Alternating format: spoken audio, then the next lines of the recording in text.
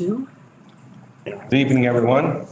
I'd like to call the Thursday, May 20th meeting of the Boone County Board to order at 6:41 PM. Apologize for the late start. Had a couple of things we had to get clarified here before we started. Let's start with everybody rise for the Pledge of Allegiance, and then we'll be seated for an invocation from Pastor Jonathan Fisk. I pledge allegiance to the flag of the United States of America and to the republic for which it stands, one nation, under God, indivisible, with liberty and justice for all. I'd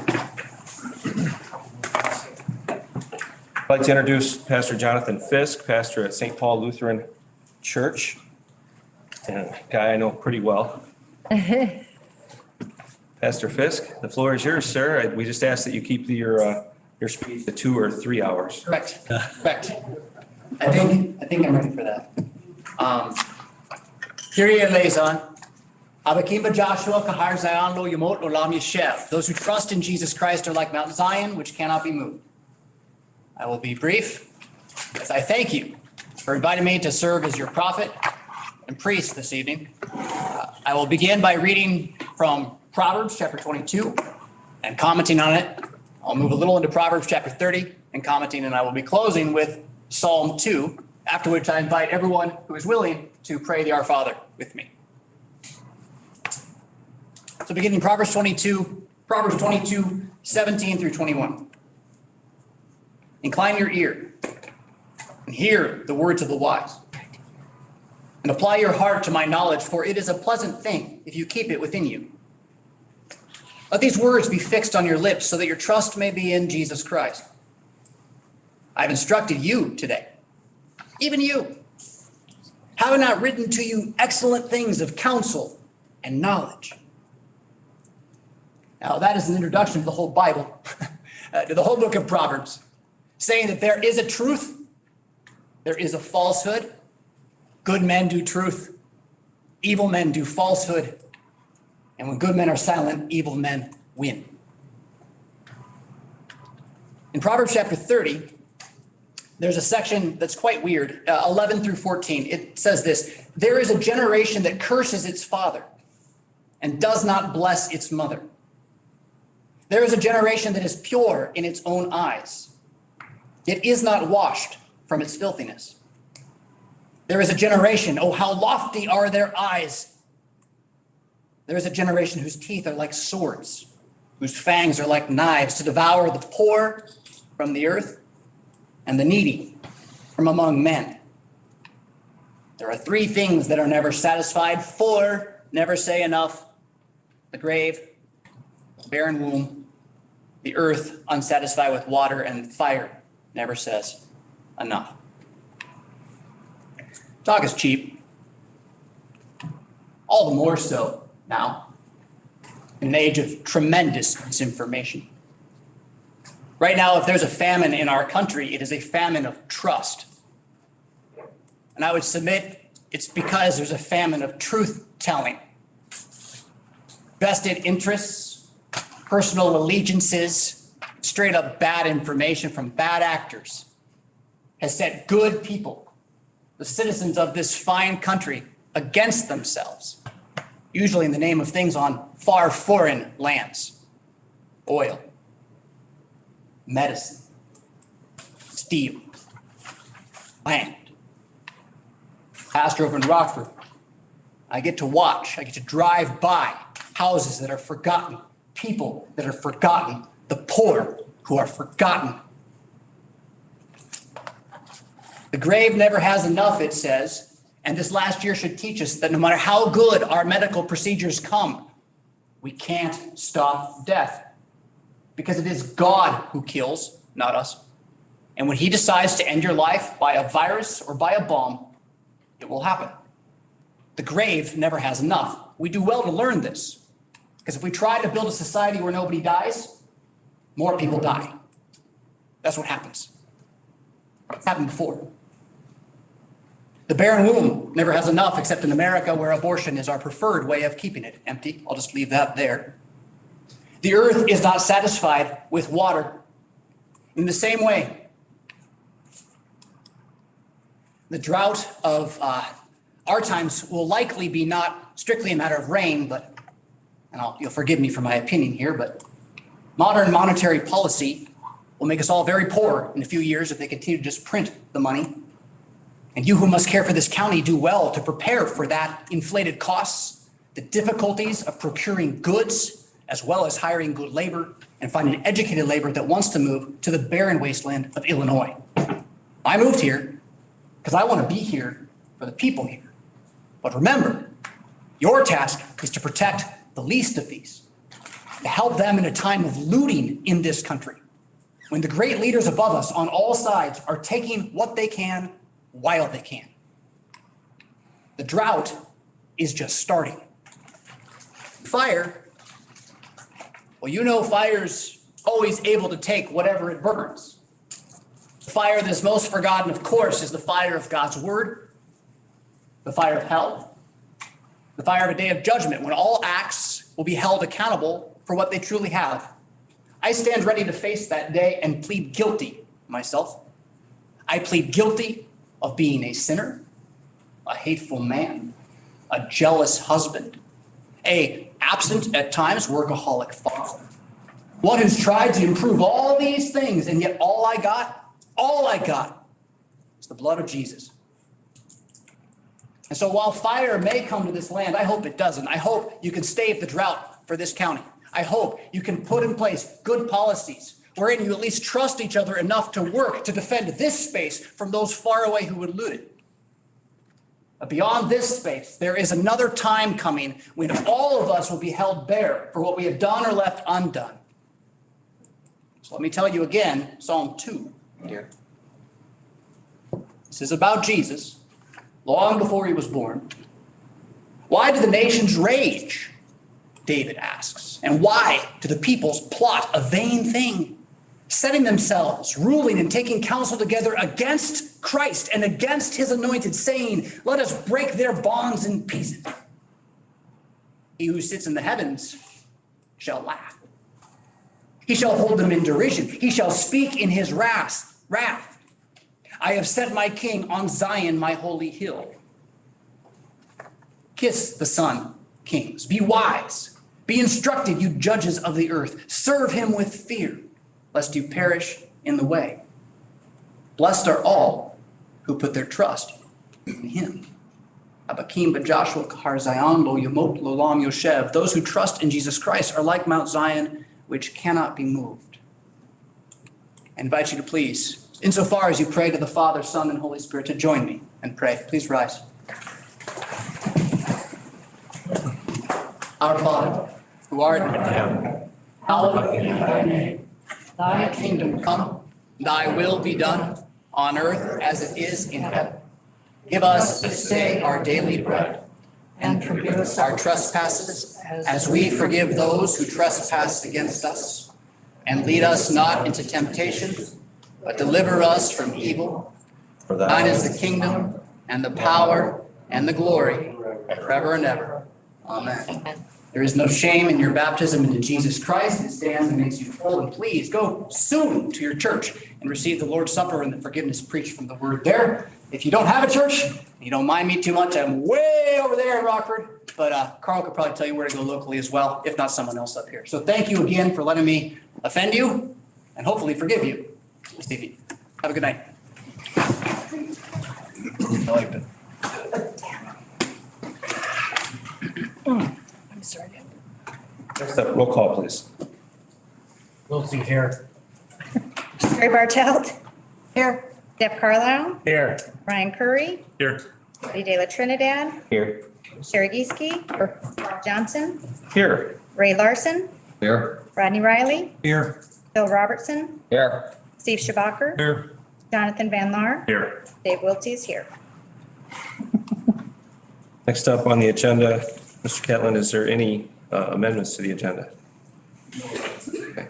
I accept a motion to approve the agenda as presented. So moved. Motion by Mr. Carlisle, seconded by Ms. Geeske. Any discussion? We're all here. All in favor, say aye. Aye. Opposed? Motion carries. That's awesome. Next, I accept a motion to approve the April 15th County Board meeting minutes. So moved. By Mr. Curry, seconded by Mr. Carlisle. Any discussion?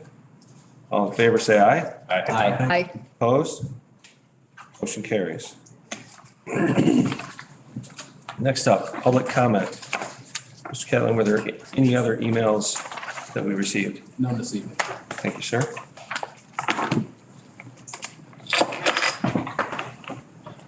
We do have several. I would just remind everybody to please keep their comments to 3 minutes apiece.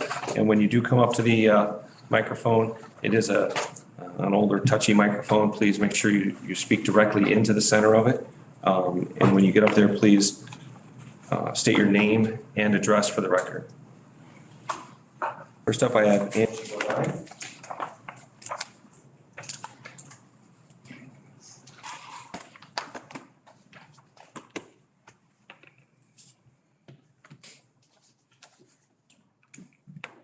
Good evening. Can you hear me?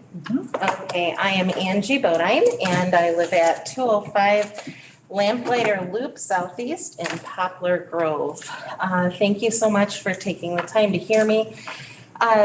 The issue of redistricting the precincts is of paramount importance in our community, both the local community and beyond, because it's an issue of transparency and accountability.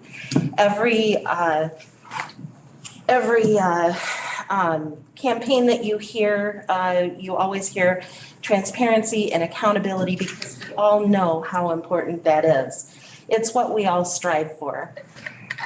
The numbers for the makeup of the precincts have been out of line with what the state law requires for quite some time, and I encourage the county board to take the opportunity to correct this as soon as possible. It's supposed to be done in June following a November election. We've had a number of them in which this still has not been occurred. And there are not supposed to be any more than 800 registered voters per precinct. Also, the adjustments are supposed to be made following the decennial redistricting, which by law should be completed as of June 30th of this year. The statute provides for the county board to carry this process over from the June meeting into the July meeting, which would satisfy both requirements. And so I encourage you as a resident and a voter to give this your care and consideration sooner rather than later, as many people don't understand exactly how much of an impact that this makes in our community in such matters such as choosing and electing community leaders and the trickle effect that it can have.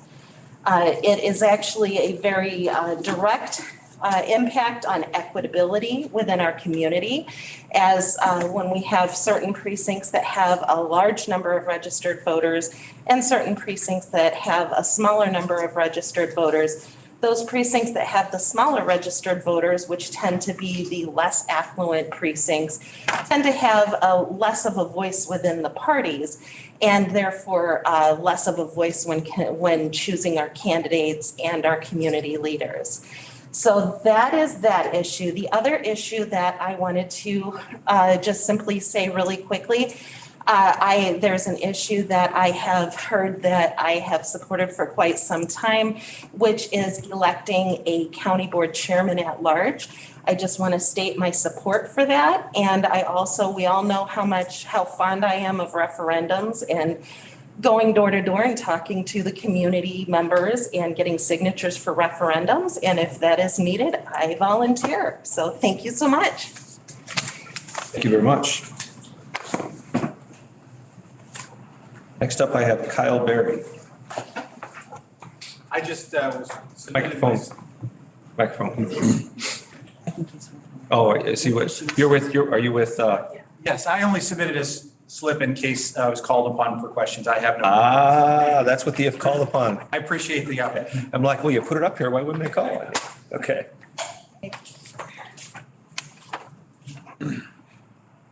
Next I have Angie Costello Acosta.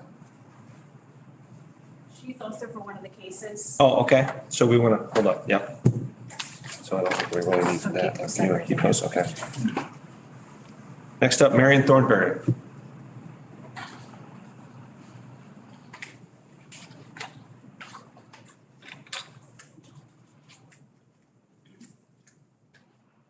Marion Thornberry, 528 East 8th Street, Belvedere, Illinois. Somebody must like me because I didn't fill out a sheet. It was up there. Maybe it was left on my desk from, Okay, well, that's all right. We can readdress what I said last time. there you go. I agree with Angie. This redistricting of the precincts has got to happen. There is no reason to have 3,200 people in one district. And that we've got. We've got a lot of them over 1,000. And a lot of them that are way down below 600. And according to the statute that I read, the goal is 600. The maximum is 800. This thing has been out of whack for too long. We need to correct it as soon as possible. Because when people count votes, they're not counted, or I shouldn't say votes. We're not supposed to be counting votes per se for a district. We're supposed to be counting people who live there, just like we do for districts. Precincts and districts are supposed to be counted basically the same way. The only difference will be when they ask for Republicans and Democrats, and that'll be how you register, how you vote. Doesn't have anything to do with the precinct. Precinct is supposed to be based on registered voters in that precinct, regardless of whether you're Republican or Democrat. Some people don't understand that. The other comment I want to make is one I made before. The chairman has got to be elected from outside because our last two county board chairmen have destroyed this community. Look at Capered Rescue Squad. If we survive, if rescue squad survives, it'll surprise me. And if it don't, there could be some orange jumpsuits being passed out from what I understand. Thank you. Thank you, Mr. Thornberry. Wendy LaFosse.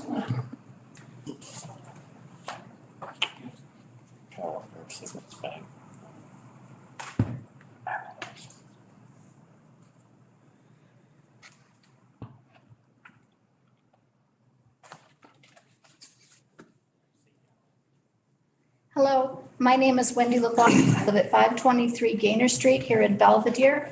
And before I speak, I want to tell you about myself in the sense that I'm currently the Democratic county chair, as well as I've run for the county board in this last election cycle. And this way you're familiar with any biases that I might have before I speak to you today.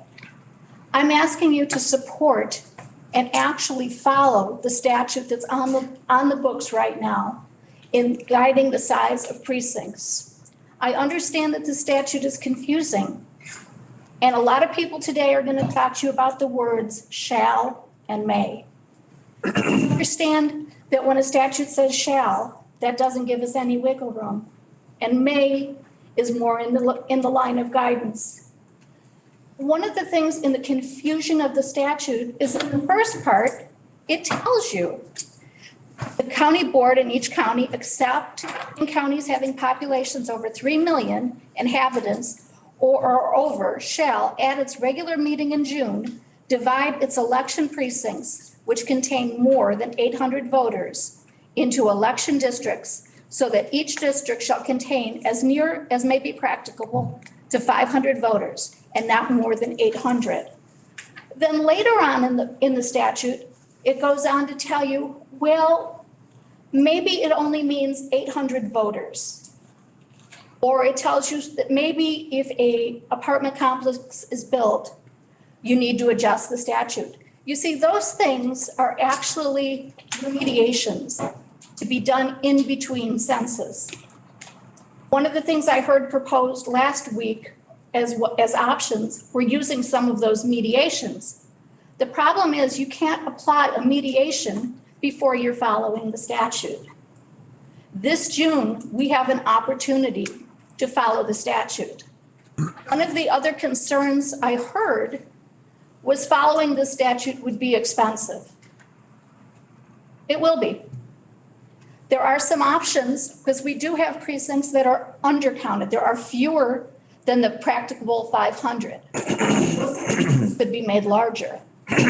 There is also money right now that's being made available both for election security and through the different stimulus packages, aid in elections. There probably isn't a better time to do it than right now.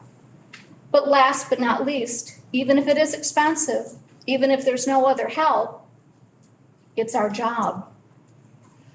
At the 2020 cycle, when we needed new election equipment, we didn't say, oh, yeah, we need it, but boy, it's just too expensive. It's how you carry out an effective election. And the problem is, as Angie said, when precincts are too large, people don't get covered. And this is not a partisan issue. Republican voters don't get reached, and neither do Democratic voters. And when you're talking about races like county board, city council, TV channels, newspapers, they're not covering these races. The only real contact they get is from the candidate and the precinct committee person. If a precinct is too large, some people won't run to be a precinct, and certainly voters won't be reached. So that's one of the reasons we need to adjust it.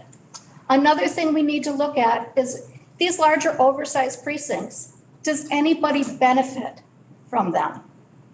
I do. Even though I live in an undersized precinct, as the Democratic chair, I benefit come next March when we elect new officials to our party. Because when our committee people vote, it isn't one person, one vote. It's weighted by the number of votes they got in the last election. The bigger your precinct, the more votes you can bring into your party. I don't have to go to every person, every precinct committee person in my party. I can gather it with these big precincts. Some of the people that are our precinct committee people in these big precincts are here tonight. Sherry Bartell, one of your county board members, is in one of those big precincts. And even though that benefits her, she's here telling you, if we don't follow the law, we're just not doing our jobs. And I support her in that. And okay, let's be honest with each other. Mr. Boss, if I could just interrupt you, you're quite a ways over your 3 minutes. Can I get 30 more seconds and I promise I'll go away? Sure. Okay. The last thing you need to look at is we're Democrats. We don't hold many offices here. But if you are a precinct committee person in the Republican Party, you can not only, have power in your party, but you can make appointments and other candidates will run because they have a better chance of winning and gaining more power. I'm asking you to enforce the statute as it stands, not wait and see if another bill comes that may predate this or make things different. We have a statute on the books now and we need to follow it. Thank you for your time and indulgence. Thank you, Ms. LaFosse. Clayton Stevens.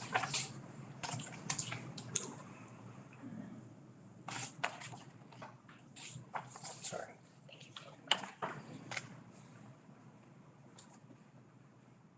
Clayton Stevens, 610 West 9th Street. Well, after following Angie, Marion, and Wendy, I'm just gonna, all I would do is rehash what they've said so well before me. We need to get the redistricting because of the 2020 census, and the city of Belvedere is gonna have to be doing the same thing themselves, and I'm just asking that we follow the statute. So all I'd be doing is rehashing, so thank you very much. Thank you so much. Next up, Susan Flanders.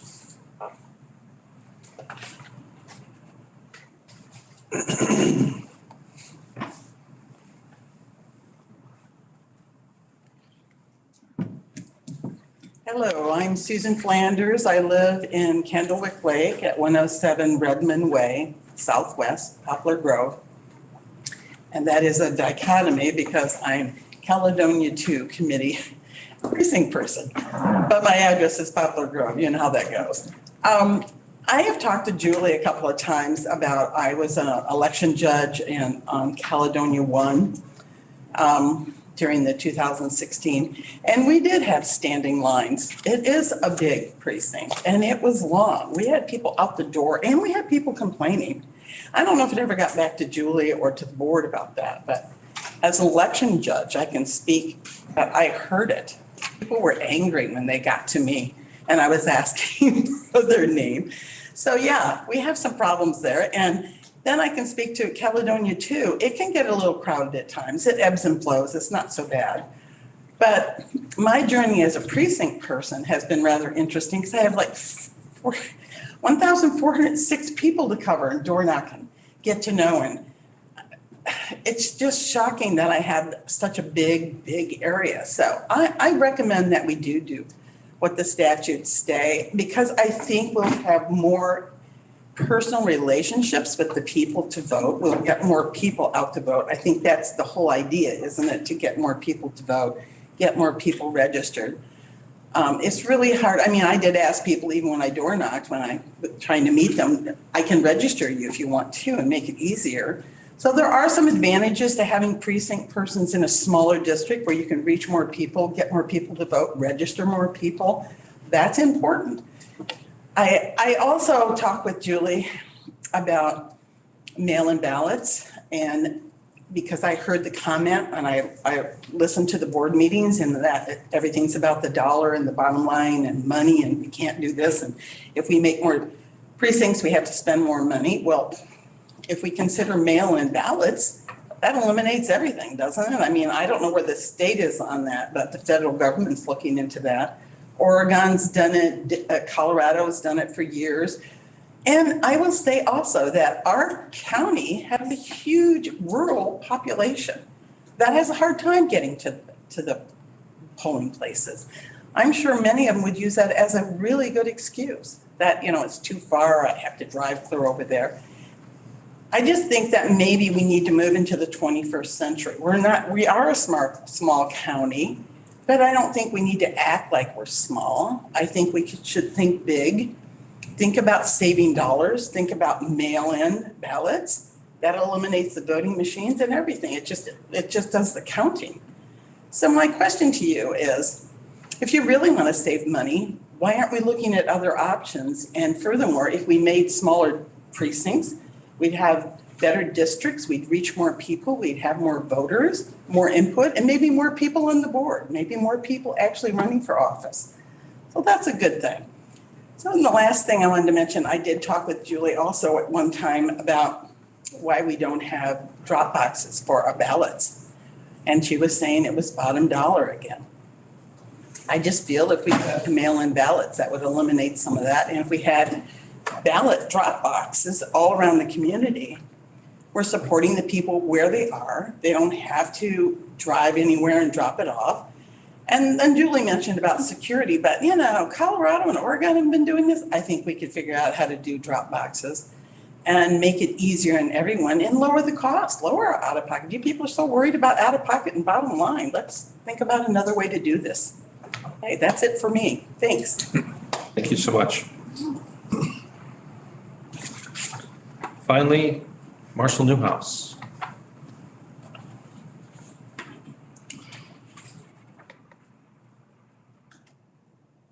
Mr. Newhouse, I'm glad that you were able to make it. I'm sure whatever you have to say will be much more eloquent than me reading your email. No, I'll be stumbling along as usual. Marshall Newhouse, 13407 Capron Road, Capron, Illinois. You guys look good, and I miss y'all. What I'd like to speak about tonight is the special use request for the solar project. I have 4 statements that came out of the ZBA hearing that I'd like to bring forward. The applicant made a statement that they were unwilling to state where the solar panels came from. Secondly, because of that, they're unwilling to state what elements, what metals, what products are in the solar panels. Third comment is they're safe. And the fourth comment is that we could trust them. I contend that for the earliest part of any solar project, That's probably very true. Products have just been made, seals are good. I would anticipate that they would provide a good product, but like your house, like your car, like anything else that you own, as it weathers over time, as the seals break down, the potential for elements in the solar panels to move outside of the solar panels becomes more probable. So I would encourage the board, as you're looking at conditions tonight on this solar project, to consider the adding of a condition that there would be soil testing. And that way, the place where this project is being placed in Spring Township would have a better chance of protecting itself over the years as this project moves forward. If you've been out to the property, you're going to know that at times in the floodplains there's water moving on the surface. As the name implies, in Spring Township, there's water usually about 6 feet underneath the surface. So if anything that should stay in the panel is able to get out of the panel, it's a very short step into the water system. To protect that, if you have multiple sites tested multiple times per year, you're going to be able to find out what's moving into the soil and what will very quickly move into the water systems. It is I believe this afternoon, Farm Bureau restated their condition. Hopefully it's in your packet that speaks about this. I will close by saying y'all are tasked with health, safety, and welfare. The water underneath this project is very important to all of us. It moves downstream to the southeast. People away from this project are going to be using this water as time goes on, so please consider adding that type of condition. Thank you. Thank you, sir. Is there anyone else in the boardroom who would like to offer public comment?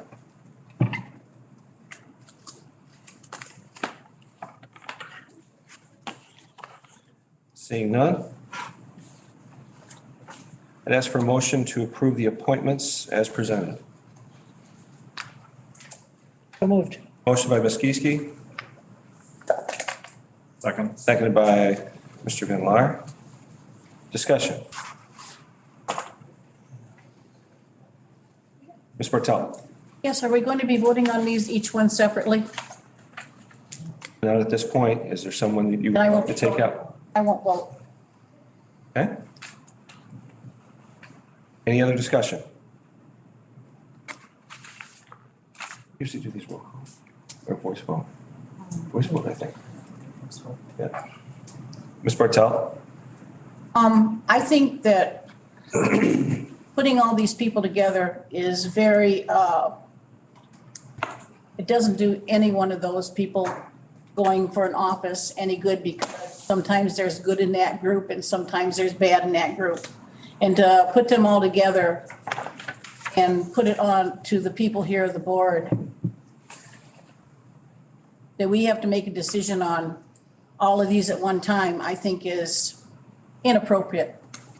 Ms. Bartel, it's been long-standing policy at this board, long before I ever came here, and those before me, that we vote on all the appointments as presented. Now, it has also been policy that if any board member would like to ask for any of those individuals to be voted on separately, the chair has always recognized that option, and we've removed that person and voted on them separately. If there's somebody you'd like to vote on separately, or some ones you'd like to vote on separately, we can do that. They're voted on as a whole, typically, just as an option to save time, much like our consent agenda. Many moons ago, on our consent agenda, whenever we had transfers, balance transfers from one fund to the other, if we had 15 fund transfers, we voted on each one separately.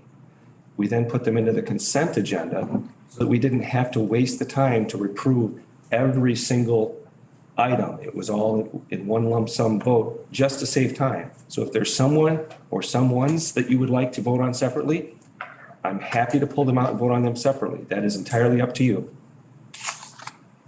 I just feel that at this point in time, that maybe some rules should be changed for this board, that each person should be voted on separately. I realize maybe in the past that was the way it was done, but I think things are changing. The way people feel are changing, and I feel that people should be voted on individually. Chairman. Yes, sir. Mr. Wiltsey.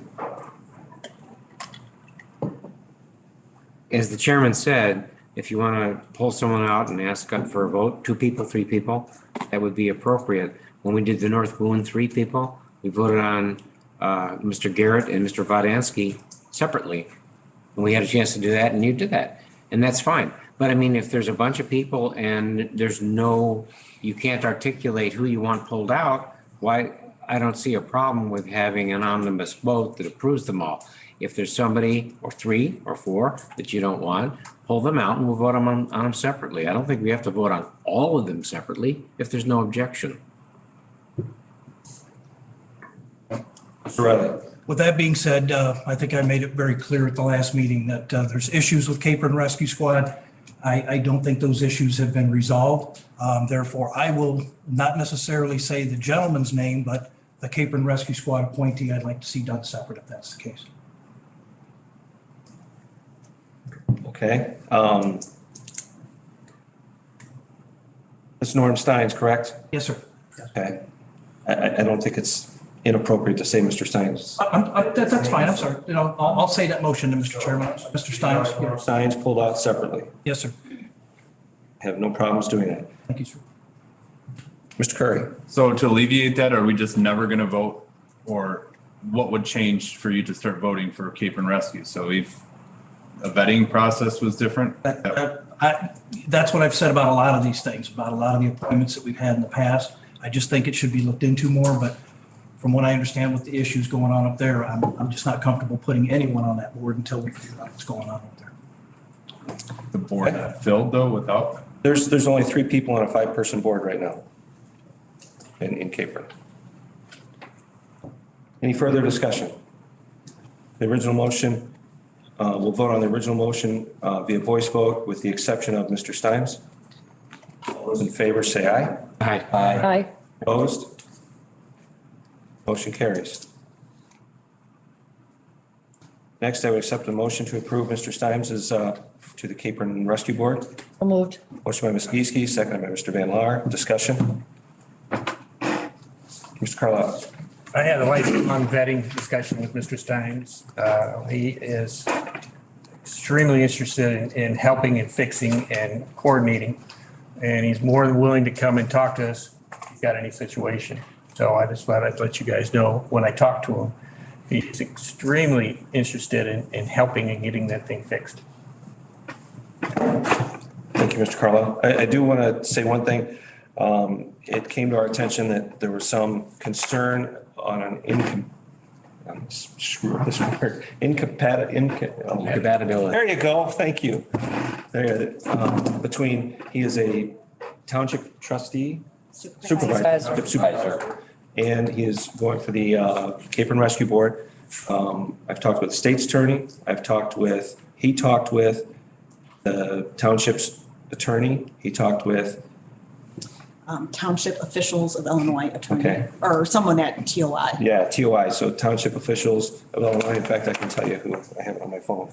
Give me a moment, please.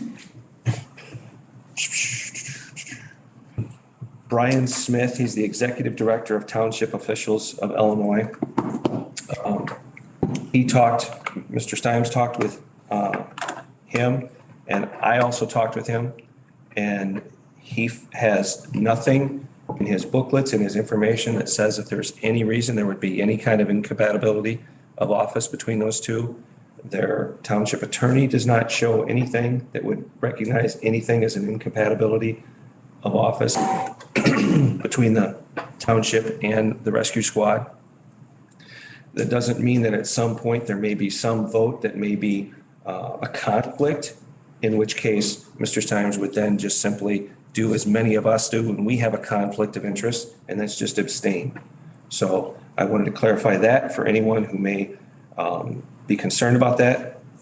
Does that mean that the Attorney General would come back in 2 years and say, hey, that was wrong?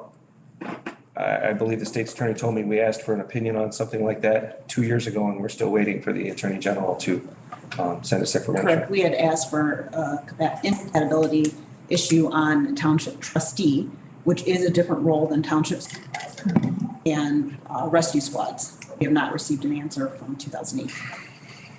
So hopefully, maybe someday they'll get to that. So any other discussion? All in favor of Mr. Stimes' appointment signify by saying aye. Aye. Opposed? No. No. Roll call, please. Jeff Carlisle, Yes. Ryan Curry, Yes. Freddie De La Trinidad, No. Jerry Geesky, Yes. Carl Johnson. Yes. Ray Larson, No. Rodney Riley, No. Bill Robertson, Yes. Steve Schabacher, Yes. Jonathan Van Laar, Yes. Dave Wiltsey, Yes. Sherry Bartell. No. Motion carries. Thank you very much. Next up, Council on Aging.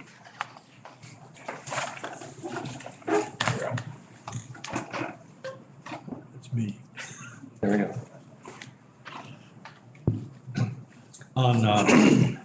On May 17th, we met at the Boone County Council on Aging. And a couple of things they have on their radar is there's at the Boone County Fairgrounds, they have a gazebo that needs some repairs. I went out there with their maintenance man, Brad. We looked at the facility, noticed a few areas of, again, that needed some repair, painting and stuff, made a list out, and they're going to move forward on that. Also, there's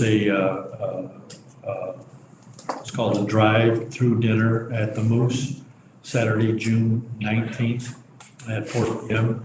Tickets are $15. Advance tickets can be purchased at the door and also at the King Age Center. They're gonna change their board meetings. Instead of every month, they're gonna go every 3 months. They're gonna go quarterly, and that'll start in June. The rides continue to be at 78% of pre-COVID, and that's about it. Thank you very much. Any questions for Growth Dimensions? I'm sorry, Council on Aging. Growth Dimensions is next. Oh, I'm sorry, Ms. Bartel? Yes. Steve, is there any discussion at your last meeting about doing away with the? Excuse me, Ms. Bartel, could you please make sure you talk into your microphone, just so we make sure we get it recorded and so everybody out there can hear? Steve, at the last meeting that you had with Council on Aging, was there somewhat of a discussion on doing away with a women's auxiliary? No, I haven't heard anything of that. Okay, because I've gotten calls on that. Yeah, so I thought I would ask you about it, if you knew anything about that. I don't recall. I wish I had a better answer for you. I'm sorry that I just don't recall it being an issue. But what I can do is I can go back and check with some notes and stuff, Sherry, and get back to you just to make sure I didn't miss something. Yeah, that's perfectly fine, Steve, thank you. Sorry about that. Yeah, thank you. It is this year, and they are. Any further questions for Council on Aging? Growth Dimensions.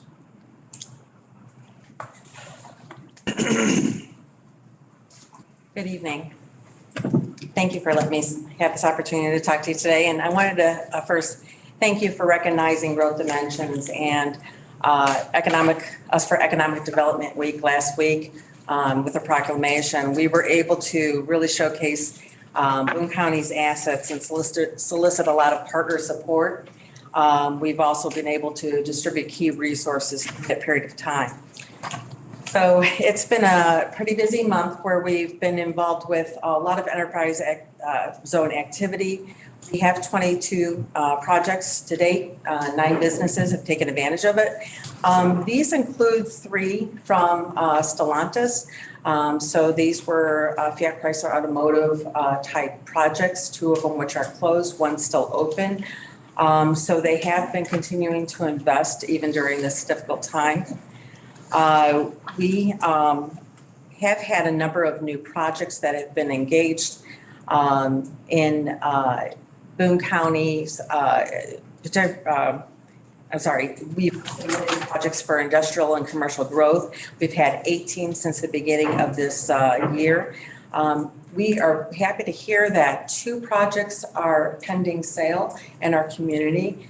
We also are on a short list for another project, processing company seeking a location for distribution. So the earliest probably we'll have some news is by the end of the month about one of those projects. And hopefully we'll be able to share some good news along those lines. And also we've been involved. Can I just interrupt you for just a second?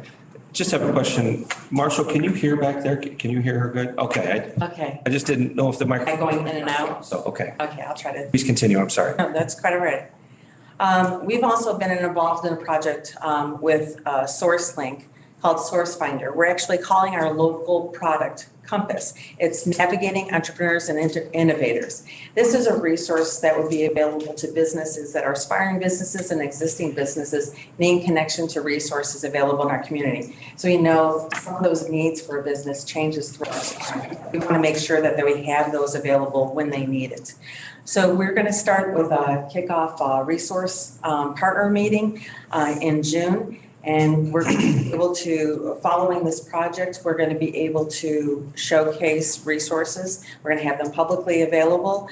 We'll also have a list of resources that are available for partners that work with businesses. And we'll also have a report identifying where our shortfalls are in our community, where we need to develop some resources. So we're real excited about this project. It has been a regional project. That's why we call it Compass. We're involving a number of counties within here, this project. We're also excited to hear that there's been a lot of small business growth. We have the Jimmy John's that are growing. There's a new Beefaroo coming. We have some businesses that are car washes that are under construction. All these are enterprise zone activities. So we're really excited about some of those business growth. And we also have been talking to a business in the automotive industry that is interested in growing their floor plan as well.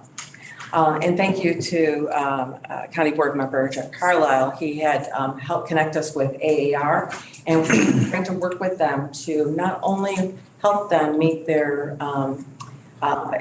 workforce needs for the occupations that are open in the Rockford area, but we're also trying to showcase our region to recruit individuals to our community.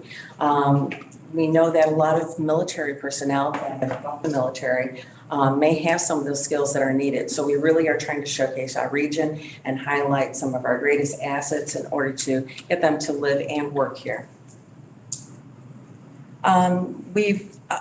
Some of the not so good news is we all heard about some of the layoffs through Stellantis.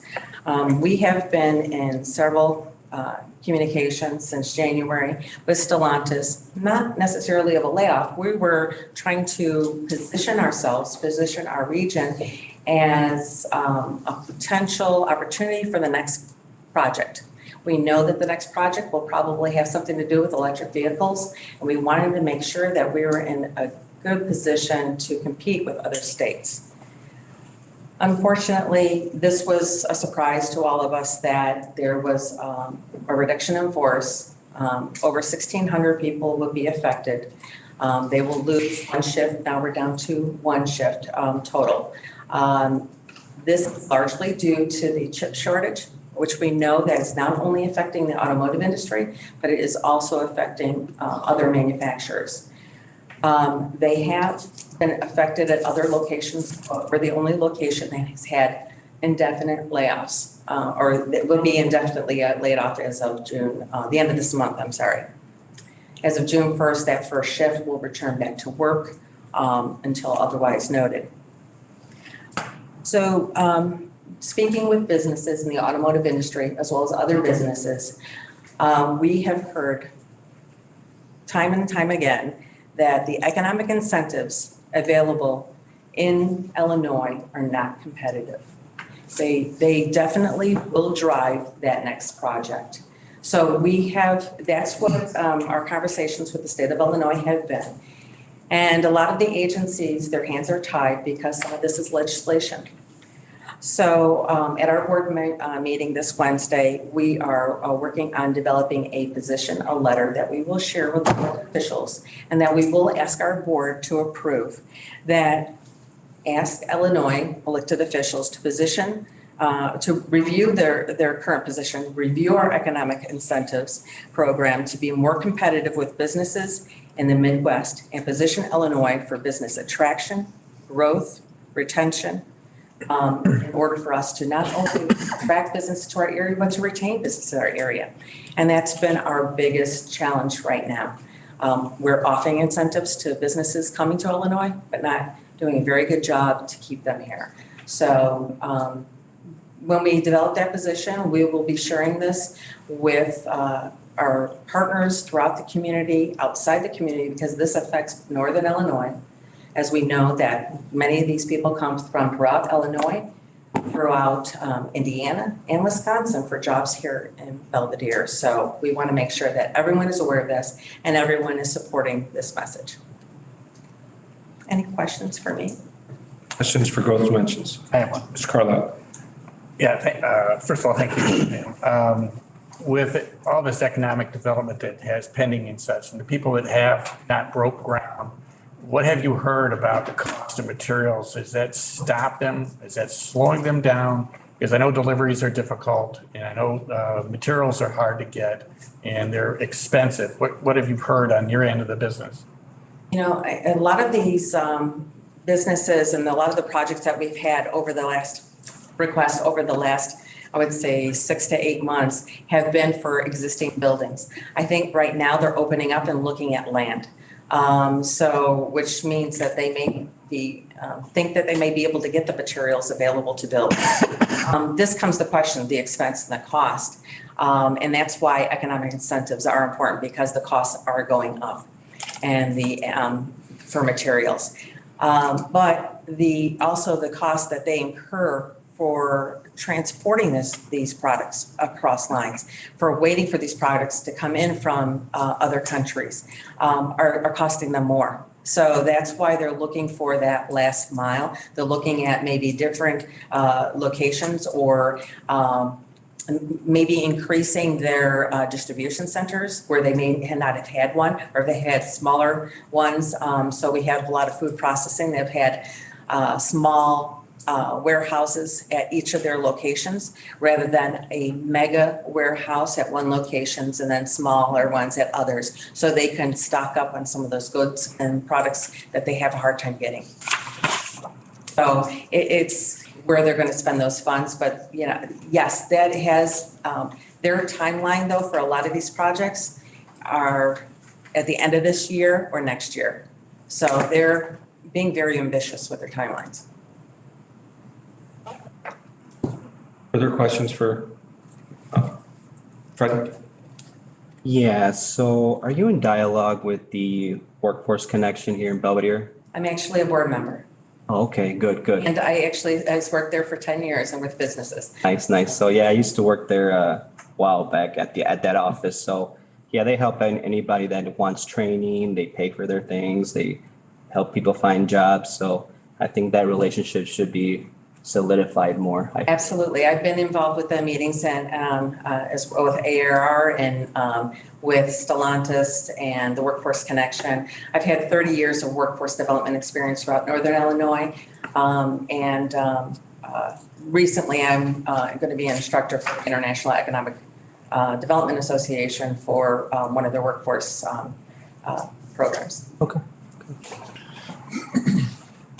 Mr. Curry. We have an update on the Rock Valley project? Actually, it's on a line. I believe they've had some problems getting doors. But other than that, it is on schedule. They have, I'm going to have a meeting there next week. In fact, we're scheduling a manufacturing day and they will be part of that program. And I know that they've had also some conversations with the automotive industry because that's the piece that they're waiting to build upon based on what that need is for the future. They're being very proactive and instead of reactive of what the business needs are. Thank you. Further questions for growth dimensions? Thank you, Pam. I just want to point out that you said beefaroo is coming to Belvedere, so that's pretty. And as a vegetarian, that's a dream. I have some options. Thank you. Thank you. CASA. Currently at 14 families, 27 children with 26 advocates. 22 of those advocates have cases, so they're always looking for more advocates. We have a big fundraiser coming up. The car show that they do every year is scheduled for Sunday, September 12th. So you can go on, you can register on there on CASA's webpage and I believe their Facebook page. But I think it'll be shared all over through the Chamber of Commerce, but should be a fun event. Ms. Bartel? Brian, Yes. did you say the date? Yes, September 12th. When? September 12th? September 12th is a car show? Yes. Thank you. Yeah, Questions for CASA? In Street Stroll it partners with. Okay. Board of Health, Amanda, are you on the line? Yes. Hi, Carl, I'm here. The floor is yours. Great. Thank you. Good evening, everyone. Amanda here with the Boone County Health Department. Just going to touch briefly on a few of our 12 public health domains that are part of our accreditation process that we've touched on many times in the past. So domain 1 is monitor health, and these categories and domains are found in our monthly Board of Health packet, which I know is uploaded for you all to view and review on board docs.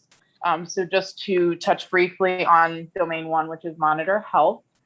Currently, we're seeing a downward trend in the data that we want to see a downward trend in for COVID-19 numbers when we're talking about hospitalized patients, new hospitalized admissions, new case counts, and positivity rates. And we're seeing an increase, a slow but steady increase finally in the last week or so in space in our hospitals. So ICU bed capacity, ventilator capacity, and med-surg bed capacity. So the takeaway from that is that all numbers are trending in the right direction, whether down or up. They're going in the way that we want to see them go.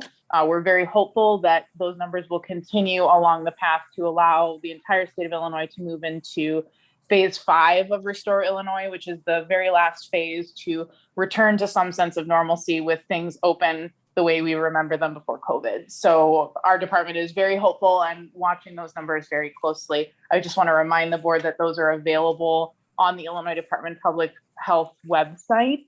They're published daily around noon, and there's a 3-day lag in the data. So as data sets go, that's pretty up to date, especially when you're coordinating an entire state system. So I would encourage you all to continue to watch our daily report outs that we publish every afternoon, but then also the information and data that are available on the IDPH website.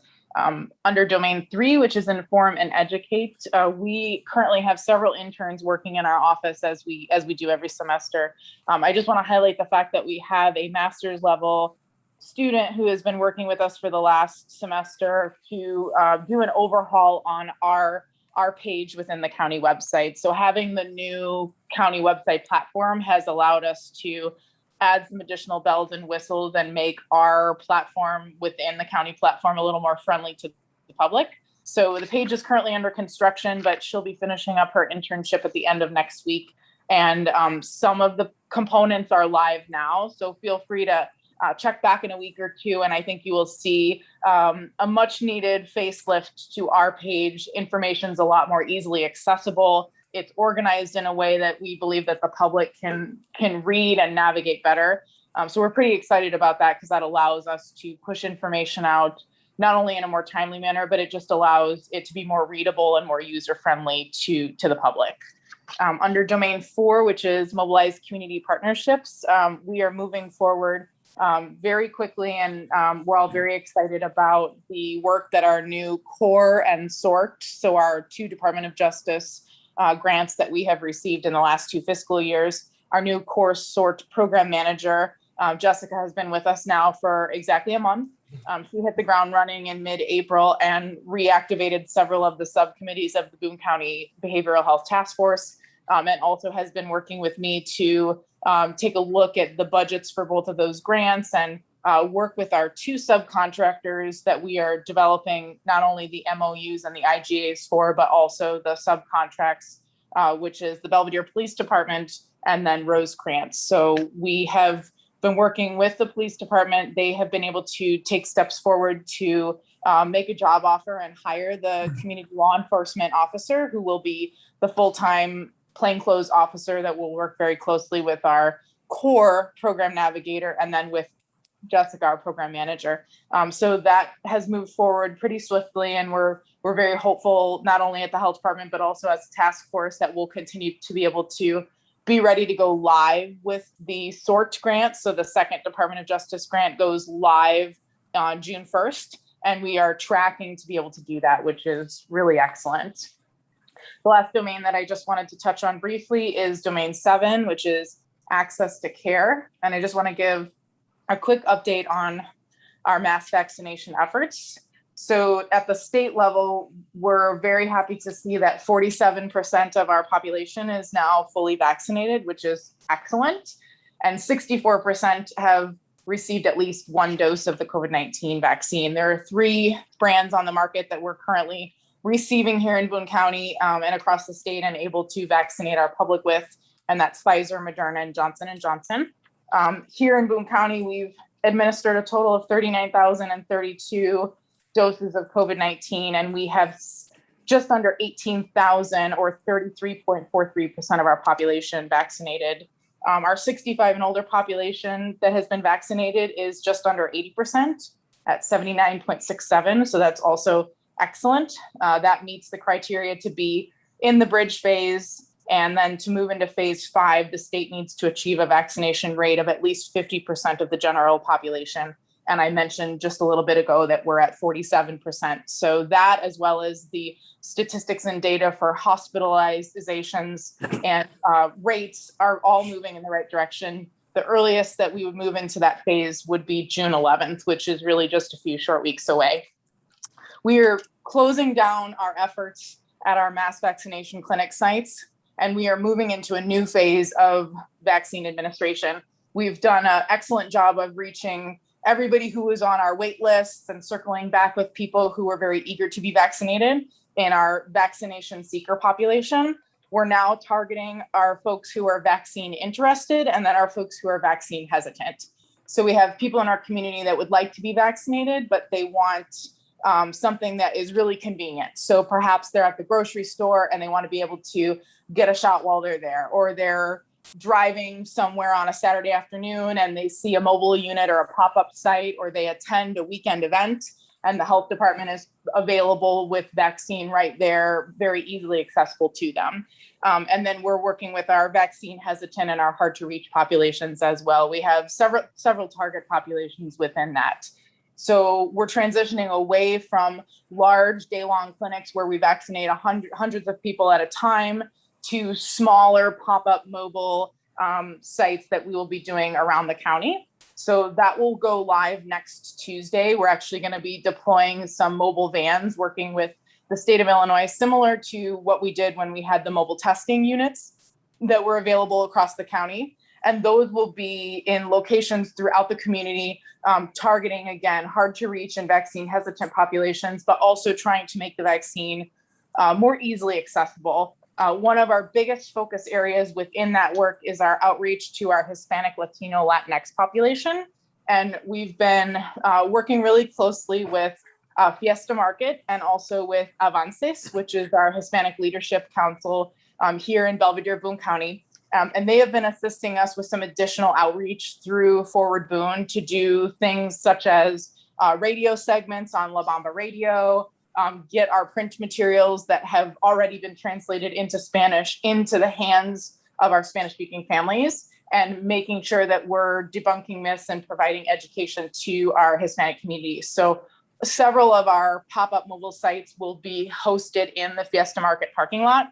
We submitted an application to the state for some additional vaccine and some supplies and staff to run those clinics in that parking lot, and we were approved. We have our initial site visit next Tuesday there at Fiesta Market. So very excited about that outreach, hoping to get our community closer to that 50% threshold for vaccination rates for general population as quickly as we can. I have been working pretty closely now with Freddie de la Trinidad, our county board member, and I just wanted to turn it over to him briefly. I believe he had a few remarks that he wanted to make. Freddie? Just has to make sure he has permission to. Oh, absolutely. Go ahead, Mr. Let's see. Yeah, I just wanted to thank Amanda for her cooperation and her diligence and just being there to help out with this project, because we've been trying to reach underserving communities, especially our Hispanic community here. And some of the Spanish constituents have been telling me that a lot of times they don't know where a lot of these sites are based on the language barrier. And a lot of them are just scared to, go get vaccinated. So one of the things that we came up with the help of the Boone County Health Department, was to provide folks that information, to know where to register, to know where their sites are, and just to make it easier on them to, encourage them to get vaccinated and to close the gap. Because some interesting things we found was here in Boone County, the white population is getting vaccinated 2 times compared to the Hispanic population. And that's because of a lot of different reasons. But yeah, we've been working closely with Amanda, and I just want to thank her for cooperation. And we are trying to do everything that we can to reach that population to get vaccinated. And obviously having a mobile car with the vaccines will help. So thank you so much, Amanda. Great. Thank you so much, Freddie. The other thing that I would just like to mention before I take any questions is the other big push that we've been able to make in the last week or so is with the approval of the Pfizer vaccine to be usable on individuals that are 12 years of age and older. We have been working again with both of our school districts. Yesterday, we had a very large clinic at 2 different sites up at North Boone Middle School for a few hours. And then we moved our operation down to Belvedere High School, where we have hosted other clinics in the past. We were able to vaccinate over 400 youth within the ages of 12 to 18. And then some parents and guardians also came to be vaccinated. It's the second clinic that we've hosted where we're targeting the adolescent and teen population. Pretty successful. Couple of hiccups, couple of calls to EMS and some nerves and anxiety, but we made it through the day and very successfully had lots of kiddos excited to be being vaccinated so they can get back to school and sports and summer vacations and graduation parties and plans that they have that they would like to be a part of. So excited about that as well. That concludes my report, and Chairman Johnson, I'll turn it back over to you. Questions for Health Department? Mr. Van Loer. Amanda, Jonathan here. Do we have any update on events, fairs? Where are we going with that? Yeah, so we're in the bridge phase, which allows for much larger capacity levels for events, which includes outdoor activities that are happening at the fairgrounds. We're currently working with, if we can use the fairgrounds as an example, we work with the fair board. So when an application is submitted for an event at the fairgrounds, they contact us and we work with them to provide safety guidance for the events. As many of you know, the Urban Farm Girl event happened last weekend. So events are happening at the fairgrounds. And then phase 5, as long as the metrics continue to stay stable and move in the right direction, as we are watching them trend at this time in the right direction. We'll be moving into phase 5, hopefully in the middle of June. Phase 5 allows for life to be coexisting with COVID. So much more similarly to what we enjoyed before the pandemic began. So there aren't capacity restrictions. There aren't restrictions on the number of people that attend. And so that would definitely allow for things, large events like our Boone County Fair and any other large stadium size events, or, using bleachers at a high school to be permissible again. So we feel very optimistic that we're moving in the right direction for that to happen this summer. Thank you. Further questions for the Health Department? Thank you, Amanda. Have a wonderful evening. Thank you, Chairman. Next up, R1. I don't remember if this was last month or this month. I'll kind of blend together, but if I didn't tell you, City of Belvedere, R1 PC had several $1 million to award through STBG grants, and the City of Belvedere's Appleton Road project was a recipient of that of, I want to say $2.1 million. So that'll put a big dent in putting that project together. Justin, I don't know if you're on the line, if you want to make any comments to that.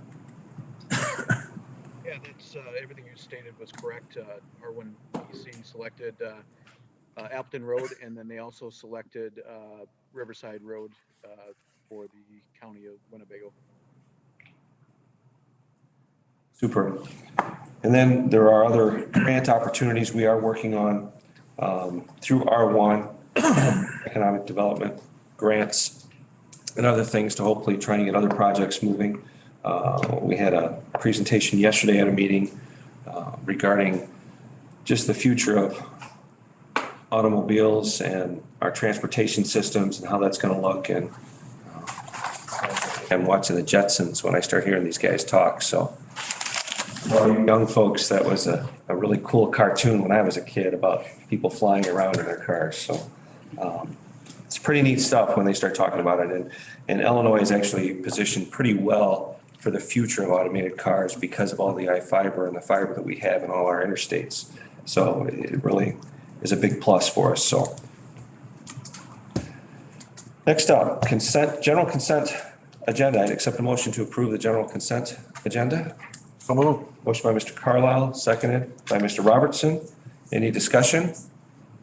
I did want to point out and say a big thank you to Shayla Perry, who made a donation for the Animal Services Department. We appreciate her continued support of that facility. So, all in favor, say aye. Aye. Aye. Opposed? Motion carries.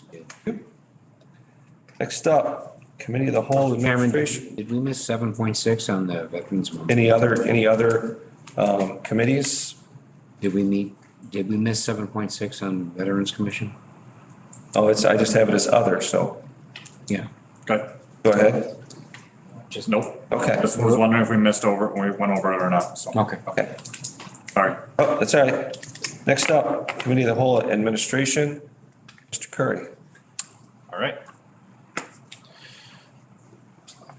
Item 10.1. Thank you. I did have a few slides. I'd like a motion for planning case SUP-02-2021 Pleasant Grove Solar LLC special use to be tabled until May 2021 County Board. Oh, this is May. So that might be June 2021 County Board. I think it's in there, shouldn't it? Oh, shoot. If that's what it says, I apologize. It shouldn't say that. It was probably just carried over from last time. But it is this meeting that we're discussing it at, so, Okay. yeah. Well, then a motion for planning case SUP-02-2021 Pleasant Grove Solar LLC special use. Motion by Mr. Curry, seconded by Mr. Robertson. Staff report. Thank you. I actually have a few slides. just open to. But essentially what I wanted to do quickly is go through just kind of the history of what, I'm so sorry. That's all right. Okay, yeah, just a little bit of what we've been talking about. Okay, so this is SUP 02-2021 Pleasant Grove Solar. Could you make sure? Yeah, they can't hear you. You really need to talk into the center of that. Okay, so this is the special use permit to allow a solar development in the A1 Agricultural Preservation District. The solar development project is located in Spring Township, and it spans across 169 acres and 8 parcels. The project also crosses over to McHenry County for a total of 2,500 acres, able to produce approximately 300 megawatts. So just a little bit of what's been going on. Planning Commission voted in favor of this project to move forward February 16th. The Zoning Board of Appeals voted not in favor on February 24th. However, it moved forward since it only had 2 votes, or it only had 1 no vote. And there was only 3 members that day. And on April 1st, the Committee of the Whole voted in favor and motioned to send SUP 02-2021 to the County Board with 3 additional conditions, and that happened April 1st. And so the direction that I received from the Committee of the Whole was to work on the language for the 3 additional conditions, which included soil testing, a vegetative tree buffer, and a property value guarantee. So what I did was I wrote up 3 conditions that you see up here. They're in draft form. So the first one was a soil test that shall be done for any hazardous chemicals attributed to solar development. And I worded it based on the standards that were discussed here. So it should be done before construction begins, then 6 months after, for 12 months, then later, 6 months after construction, then for 12 months, and then for 3 years. If there are no substantial increases, I'm sorry, I have a really bad headache, I'm sorry. Substantial increase in containment levels, the test should continue every 24 months until the project life ends. The vegetative tree buffer shall be installed to landowner property within 500 feet, and the site plan shall be presented to our departments. The property value guarantee, I took language that I found that spoke to this on how, but we were pretty much open. So there was that discussion on how can we word this, how can we make it work for what we are doing. So we received draft conditions from the applicant to include soil testing and the landscaping buffer. So the first draft for soil testing, it shall be done for lead and zinc. Those were the 2 chemicals that were called out.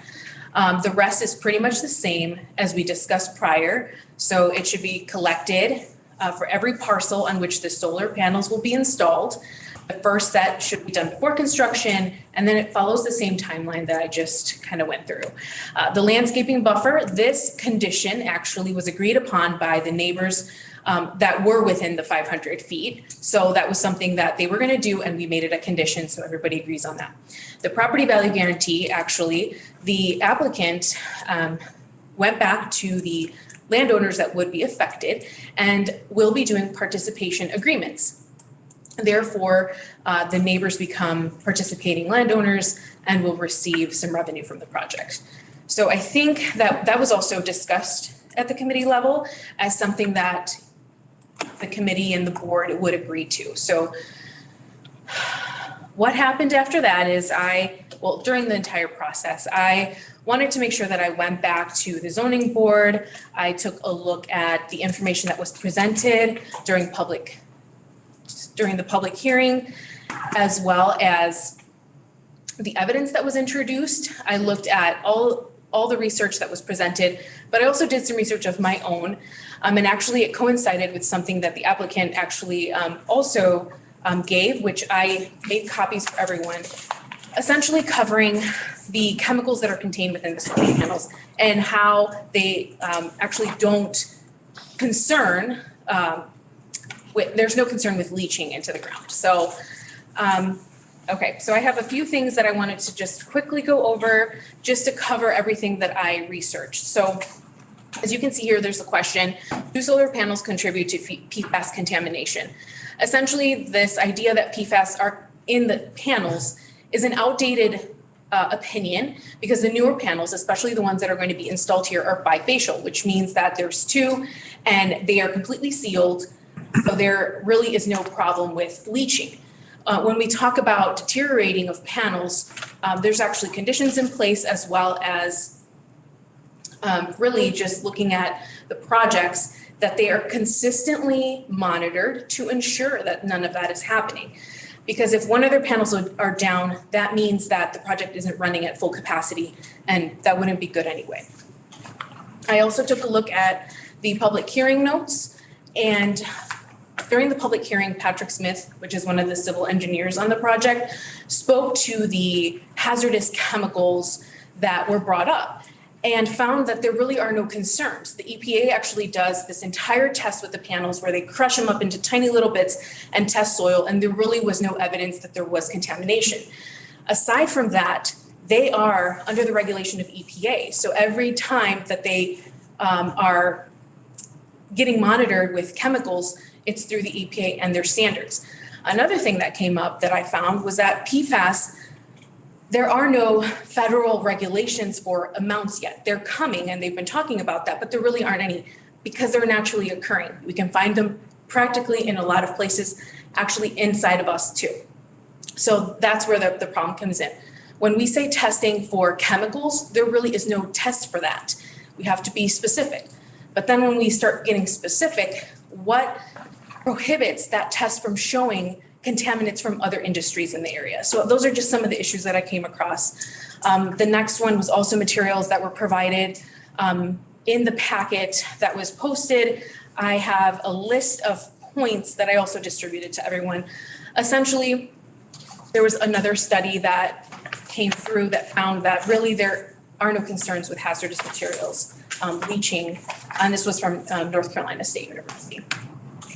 So, staff is recommending that County Board approve SUP 02-2021 with the originally proposed conditions to include only the additional condition of the vegetative tree buffer, because from what I just kind of discussed quickly, there are no concerns with toxic materials leaching from solar panels into the soil. There are existing industries that have the potential to contaminate the soil, and no distinction can be made when testing on who actually caused the contamination. And because participation agreements with neighbors are being arranged for them to receive revenue for the project through annual payments, that takes care of that third condition. Thank you. Questions for staff? Awesome. Mr. Van Laar? So I understand that the applicant has told us that there won't be any leaching with the panels that they will be bringing in the area. But they've also not told us what panels are bringing in the area. So if they don't tell us what panels or actually where they come from, how are we positive that there's no leaching? Okay. So when asked what type of panels, I know they couldn't provide a specific brand or anything like that, but they did highlight the type of panels that they would be bringing, and those are tier 1 panels. So, okay, I have it here because I thought that might come up. So tier 1 panels are kind of the top panels that are, here we go, that are regulated by the EPA. They are the ones that they will be using, and those are the ones that were called out. So I know that you might be specifically looking for a brand or what chemicals are in there. And brand, model, yeah, something.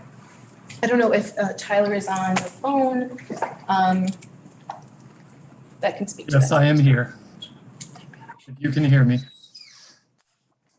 We can hear you. Yep, we can hear you, Tyler. Uh, I don't know if you wanted to add anything to that, Tyler. Sure, yeah, I'll speak to that just real briefly. Thank you. Yeah, well, the panels haven't been ordered at this point in time, and so we can't tell you the manufacturer, the exact manufacturer, and where those are coming from, because that will be done at a later time. We certainly will be able to provide that information at the time of the building permit that we'll receive from the county, and so that information will be forthcoming and will be provided to the county. It's just not information that we have at the stage of development that we're at the special use permit application. So, but as Izzy said, the panels will meet the very highest level of testing by the EPA. It's the highest standard of panels. These are better quality panels than you would typically see in rooftop applications, for example. So the EPA regulates what it takes to reach a tier 1 level. And as Izzy explained, there's a very intensive type of testing that goes on where those panels are crushed up, set in an acid bath, you leach for a period of time, and then that liquid bath is tested for contamination. And they still have to meet, in those types of conditions, they still have to be below certain EPA limits. And so there's really no potential issue in a normal solar application for chemicals to leach out. These are very safe panels. Mr. Miller? Do we at least know which country these panels come from? Yeah, as soon as we have the purchase order, we will be happy to let you know. But that we're earlier than the stage when that can be done. But regardless of the country they come from, they have to pass US EPA standards. So we will have that information to the building permit, and that's something the county needs to and should take into account, is that you will have a chance to review the actual make, model, and manufacture and details of this at the building permit stage. Carlo? Make sure everybody knows that, with these panels, you're going to get an MSDS sheet with these. And those MSDS sheets will give you the information on what these things are inside and how they're built. We all know, I do, maybe not everybody does, but when you're doing a tier 1 type build, you're at the top level. There are very many manufacturers. I need what you need. There are many manufacturers that have to have tier 1 builds. And those are the top level builds in the United States. And there's tier 2, there's tier 3. We don't accept that type of stuff with the FAA because they all have to do by the FARs. They all have to do excellence. But in most manufacturing, you have tier 1, 3. Other questions for staff?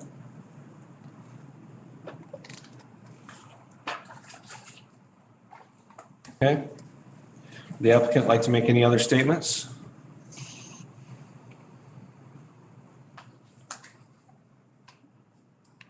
Just that we look forward to working with the county to bring this project to bear there in the county. It will be a very beneficial project for the county, for the region. We sure appreciate the time and the questions that everybody's asked at this point in time. I think we've done a great job of working with the county, or I should say the county and staff has done a great job working with us on these conditions and making sure that really the county is approving something that is safe, that is appropriate, that meets the requirements of the county ordinance. And we just really appreciate the effort that's gone into permitting this project to date, and look forward to working with you to make this project successful. Thank you. Thank you. Chairman, I have a brief question. Mr. Wiltsey? It's a little bit of a detour, but. Mr. Wiltsey, can I ask you just a little closer to your microphone? Thank you. On the tier 1, in a typical home, in the typical home installation where there are, these various companies that put them on a home, are those tier 1, tier 2? I wish I'd heard about this before.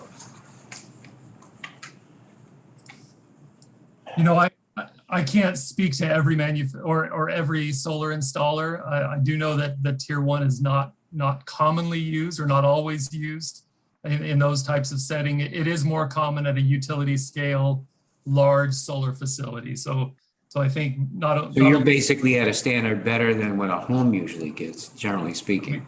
We are certainly better than typical. There may be some that do utilize the same tier 1, but I can't speak to statistics. I don't have any numbers to give you, but I do know that we are. Yeah, that's fine. Thank you. Highest scale. Mr. Wiltsey, I did find the portion from when they testified, the engineer did.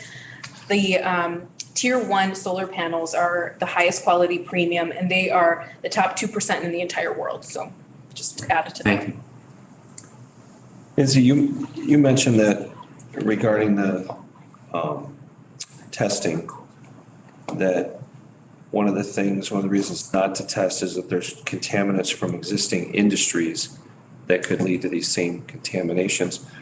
Can you tell me what industries around this project would potentially have that? I meant in general, there are contaminants that could be contained in the area. There could be, in that particular location, there was a project that was actually approved that would have brought a power plant there. That type of use could produce contaminants as well. There are things that people throw into the ground, for example, that contain actual PFAS that could actually get into the ground. I mean, we're talking large level, but what I mean is that there are the possibilities of contamination from other industries, from other people, from other things. Carl? I guess my simple mind looks at it that if we do a pre-test and get a baseline, and then we do a test during construction, and then we have some tests, and all of a sudden we start to get, I'm going to say a positive hit, an increase, I would hope that we would then investigate where would that have come from? What's changed in the area? I know it's been mentioned that, well, there's an interstate there, and the interstate obviously has lots of contaminants all over it, which is 100% true. I mean, there's, our interstates are all full of all kinds of nasty stuffs on the road, and it rains, it washes off, and it goes somewhere. But that's all happening right now also. So that's why the baseline, I think, would be important to protect the developer, and then a continued test would be there to protect the residents. The other thing I'm concerned about is that, even though you've removed that altogether as a condition for your recommendation, only testing for lead and zinc, as Mr. Carlisle mentioned, these panels are going to come with an MSDS sheet, which is a material safety data sheet, which will tell us everything about the chemical compounds, everything about the materials. Do they burn? Will they burn? What kind of chemicals? Everything about them. So it would be my recommendation that we base whatever items we're looking for in the soil off those MSDS sheets. Whatever those are made of, that's what we're interested in, so to speak, or whatever chemical compounds would be contained in those. I know I had extensive conversation with the developer. I know that it's not something they're excited to do, and I don't blame them. It does cost money. It costs money to do it. I don't know that it's 100% deal killer for me, but I do know that if it makes the residents in a sensitive area where, as Mr. Newhouse so eloquently said, it's Spring Township and there's a high water line, if that makes people feel a little better that we're doing some soil testing and monitoring that to make sure that nothing bad's getting in, I'm all for that. That's my 2 cents. I think I had something over here. Did you want something, Mr. Carlisle? Please. I think we have a good opportunity here.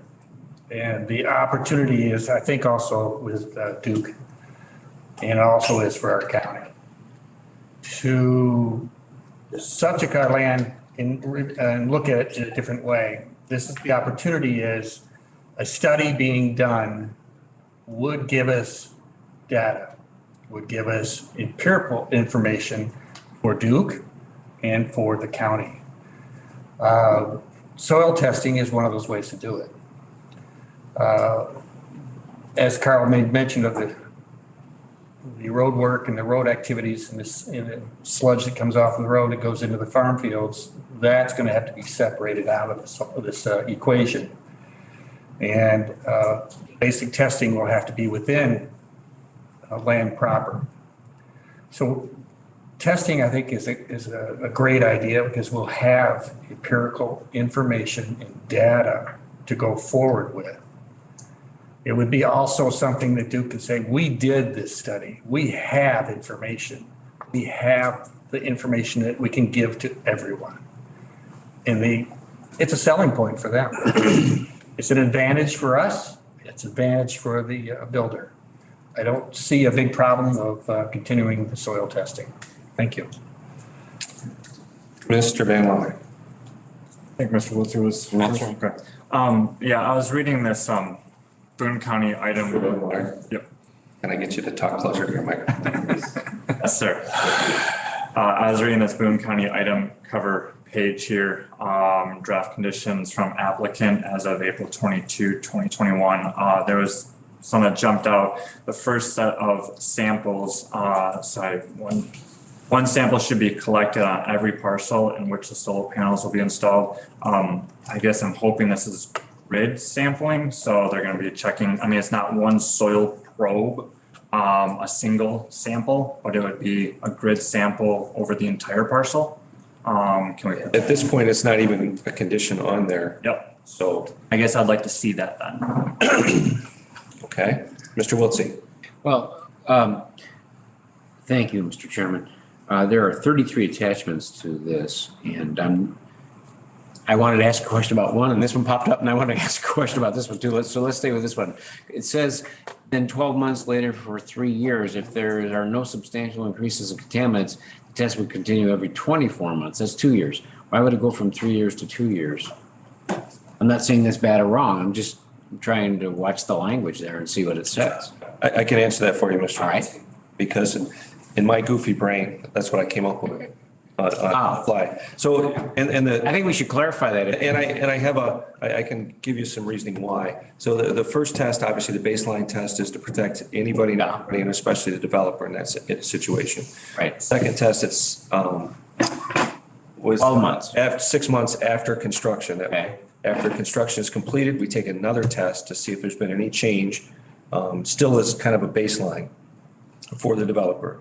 Because during that construction, there could be all kinds of things. You've got large equipment out there. There are just lots of things to help. Oh, so it's like that. So then it's 12 months every year, 6 months. For 3 years. And then every year after that 6 month test for 3 years. Okay. And if there's no significant change, then let's go ahead and spread that test out to every other year, or I'm open to every 3 years, something, so that we still have a test, but we should see something. If we don't see something theoretically, I think in 3-4 years, then I think we're pretty good. Well, maybe since it's a draft, maybe we just say every 12 months later for 3 consecutive years, or just something to make that more clear. Okay, now going back to the one about vegetative tree buffer, the previous slide that was up. Okay, are we talking deciduous trees, conifers, evergreens, or maples? What are we talking about? So these would be actually part of the landscaping plan that they would submit to staff, which has to be in line with native, whatever can grow natively, and actually the Boone County Conservation District would review that. So it could be. Could be arborvitaes. It could, I just, I didn't know if vegetative tree buffer is defined anywhere. And I just wondered if we were going to ask for oaks or maples, or are we talking evergreen bushes? What are we talking, Yeah, it could be, and. Okay, as long as those all qualify. Yes. Actually, the applicant spoke with the neighbors to see what they might like to see. So I think that they're working on this together. Oh, okay, so it's kind of flexible. And then, Mr. Chairman, I should say that this matter is on the table. So I move to take this matter off the table. Oh, I see what you're saying. Was made, you struck that language. Yes, we did. Well, the language makes it sound like we're going back to the table again, but this was last month, tabled to this month, if I remember correctly. I think when the motion was actually made, though, they did not state to be tabled until May. They struck that language.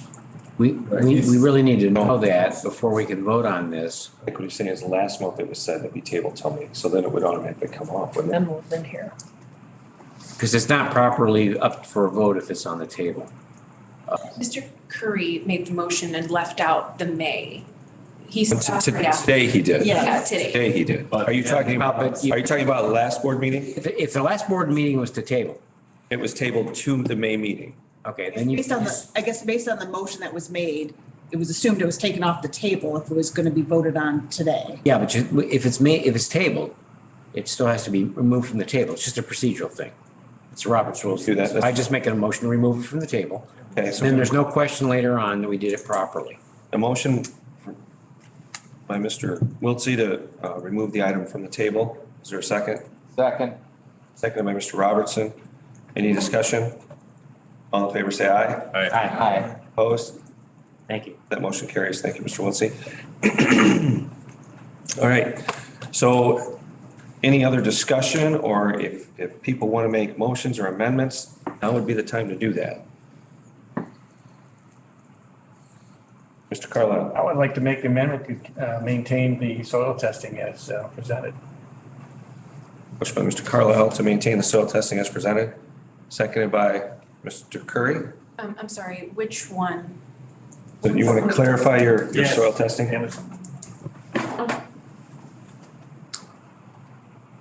Yes. He submitted it.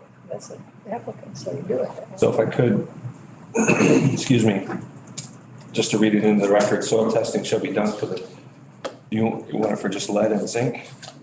Yes, I see that. Soil testing shall be done. Excuse me, could we see the other draft condition? One just mentions hazard. The original one, do you have the original one? The other one was from the applicant. There really isn't an original one. This is what I typed up and sent to them based on our discussion. This is what they came back with based on their review. And in the meantime, I also spoke with the health department, which if you note, they are going to be receiving these. There are no tests for hazardous chemicals, right? So we really do have to specify at this point. I think it would be important to do so. All right, then I would just like to add that those two words, lead and zinc in there, but I also like to add PFAS. Would you, good. Would you, excuse me, change that to language? Something of the sort of any hazardous chemical contributed to this, yes, sheets? The problem with that is the MSDS sheets will give you certain levels, and when what level are you going to talk about that's in that. So the only ones that we actually know that they have a higher level on any MSDS sheet that I recall is lead, zinc, PFAS. They're like the super chemicals. Teflon also has that in it. Yes, you're right. I did see that. I also spoke with the Boone County Conservation District and asked them what chemicals they might be concerned with in the soil, and they mentioned another chemical. And so I also mentioned that to the applicant. And so this is what came back regarding that chemical, which is cadmium. Yep. Yeah. Because they may or may not be in the panels. So I think that's why that's worded like that. So it was the first time I've seen this. Yeah, we're just adding the cadmium, but yeah. We'll still add the FAS. And there's a lot of components to PFAS, so I know that you mentioned that, but okay. Yeah. Great. I mean, PFAS, other than being in Teflon, is also in plastics and liquids that also are utilized in farming. And any automobile on the road has PFAS, or some shirts have to block the sun. And when you wash your clothes, that goes down the drain also. And also, I think there are no federal regulations for PFAS, like the limits. Right, not yet. Okay. Not yet, but there will be. Yeah, it's just they're not, we wouldn't be able to. I agree with you. Okay. So my language would add PFAS, for lead and zinc, PFAS, to establish baseline levels of the project prior to construction. which is the one we were just reading. Oh, I'm sorry. That's this one here. Once that will be collected from each resident, as we currently had said before, with the Boone County, up to the 3 reference samples will be collected outside. The panels establish baseline levels for the geographic area. The first set of samples is to be done before the construction begins. Then samples will be done 6 months after construction, then 12 months after for 3 years. If there is no substantial increases in concentration levels, the test should continue every 24 months. It's a little project. I feel like I've been here for 24 hours. Until the project run, the test results should be submitted to the Boone County Health Department and the Boone County Administration Office. Results will be compared to the applicable Illinois EPA criteria for residential levels. That's my motion. Okay, that's the motion by Mr. Carlisle. Mr. Curry, is that what you were seconding? I was, yes. Okay. Mr. Wiltsey. And if we're gonna be wordsmithing, just change should to shall, so that it's clear that they shall be submitted to Boone County, not should. I'll find that acceptable. Okay. All right.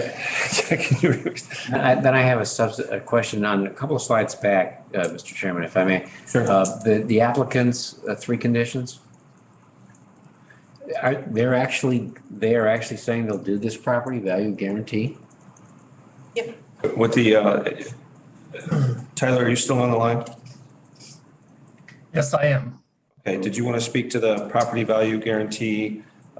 Yes. Compromise, I guess? Yeah, we have asked that the county board consider not including the property guarantee because we are now negotiating participation agreements with each of the 2 residents of concern that have been identified in close proximity to the project. And so they will be receiving annual revenue from the project that will be much more valuable to them than a property value guarantee, which may ultimately not have any value to them. So they're essentially coming in as a participant, receiving annual revenue, so on similar footing of a leased landowner would be for this project. And so because of that, and because they're participating in the project, we've requested that the property value guarantee be removed. And I will add that condition has not been requested and brought up as a concern by any of those residents. Tyler, did you tell me that there was 4 residents? Is that correct? 4 properties that you? Yeah, there are 2 that the county identified as being in close proximity, and that's true. There are 2 that are essentially on the same side of the street and will have panels close to the edge of their property. But we've offered the participation agreement to more landowners than those 2 only. And not only in Boone County, but also residents in McHenry County as well. So this is a standard offering where we've made to all of the participants in close proximity to the solar farm across this entire site. And the two that the county identified, have they come to agreement with you?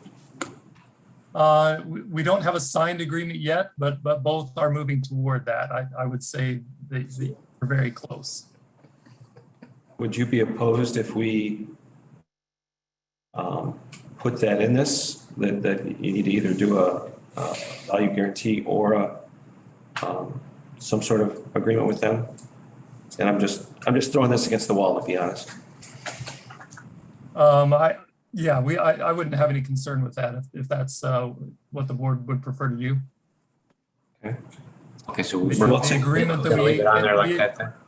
I'm sorry, Tyler, go ahead. I'm sorry, I was just going to add the agreement that we enter into will run with the land. It will be a recorded document, and so that will certainly enter into the public record once the agreements are signed. Mm-hmm. Okay, Mr. Wiltsey. So we're going to leave that property guarantee language that's up there then. On our screen, it says participation agreements by the neighbors would participate, your head right, in the revenue of the project through annual payments. The neighbors become participating landowners. I'm so sorry. Have it on there right now as I understand. So we would need a motion if you wanted to add that, or do we want to just allow them to negotiate with the landowners I just want to know which way the developer's going. I saw the language. I was curious. I was surprised it was there. They're telling us that they're close to a deal with the two landowners. I just want to know what the status of that. If it came from the applicant and it's there, should it be there and remain there, or should it be? The applicant did not provide this language. This is something we talked about at our last committee of the whole meeting for administrative. That's where this came from. It said draft from the applicant. That's why. Oh, so I'm sorry, let me clarify. I listed it because those are one of the three that the committee of the whole gave us direction on. But under it, it's actually participation agreement. So in lieu of property value, and I probably should have clarified that. I apologize. But that's essentially what I was trying to get at. Okay. Because when it said from applicant, I just thought it was. Sorry, yeah.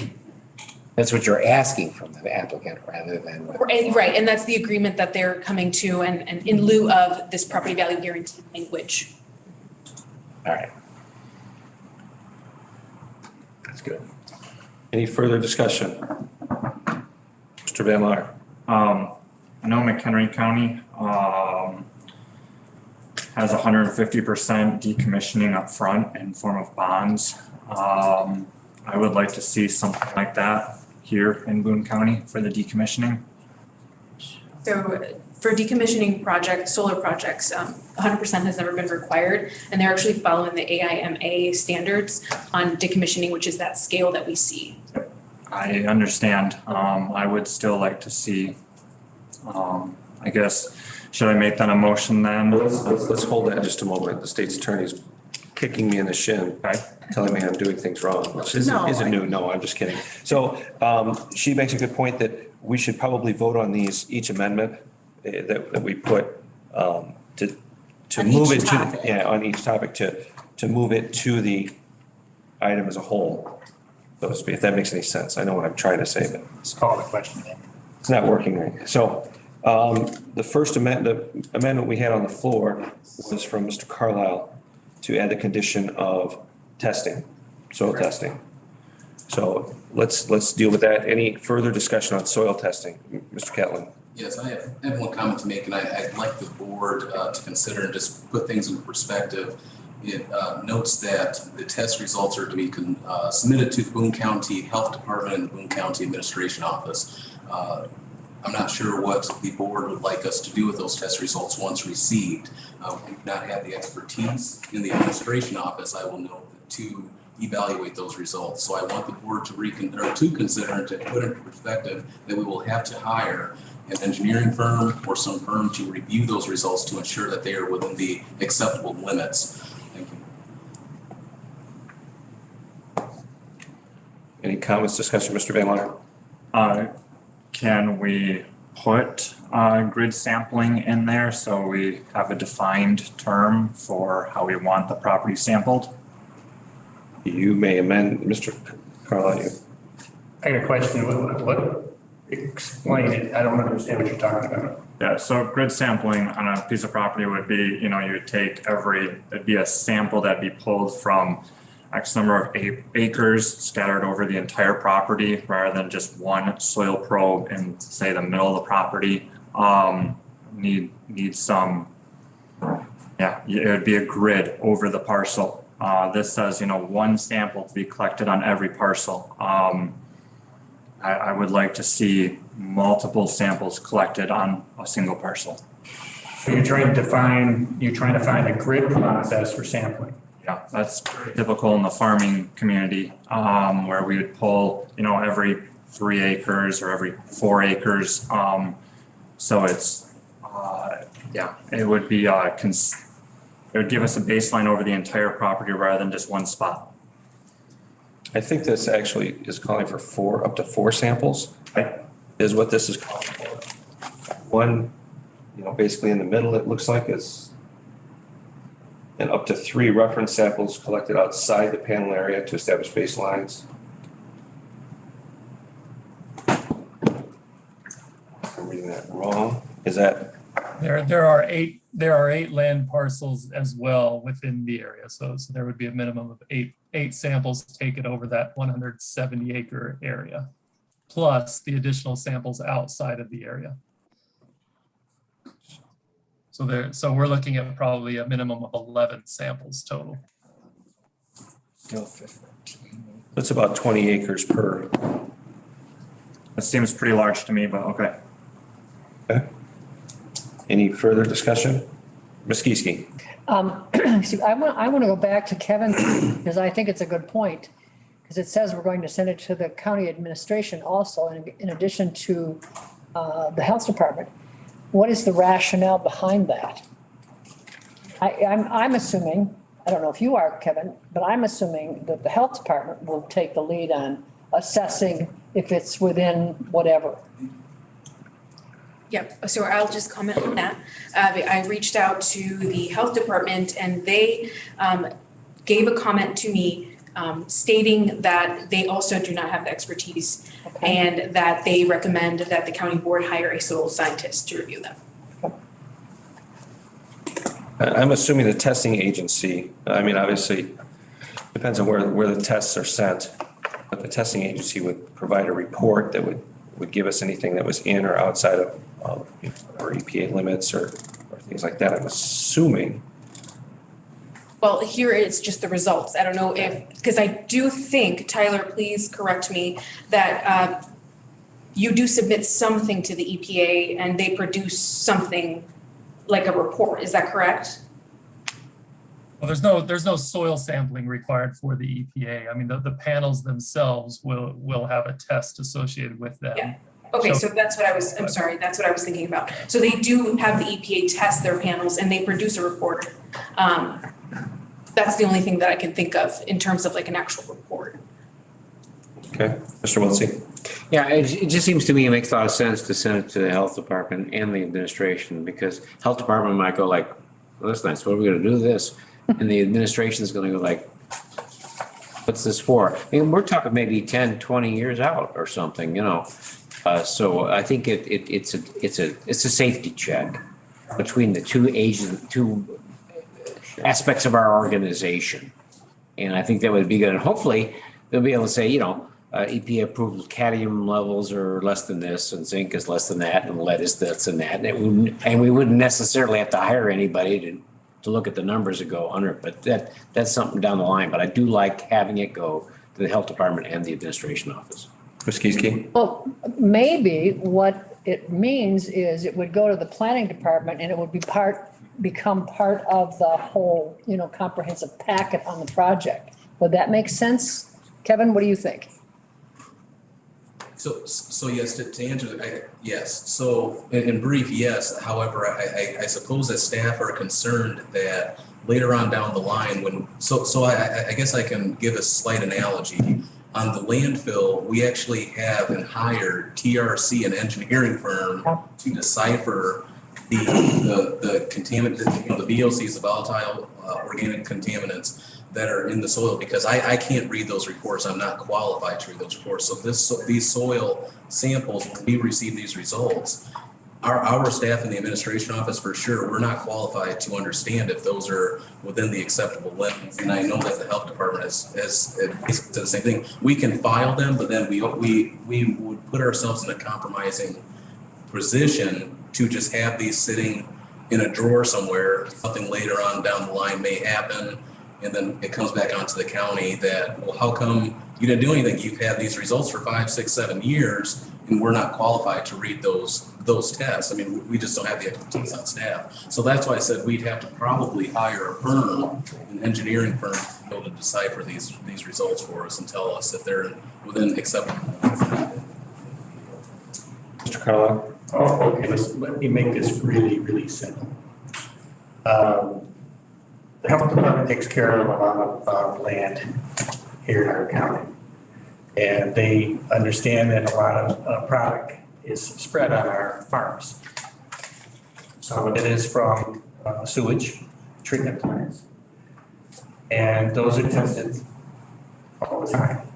Now, to gather a sample in this manner, to work with a institution that does this on a normal basis and works with the EPA.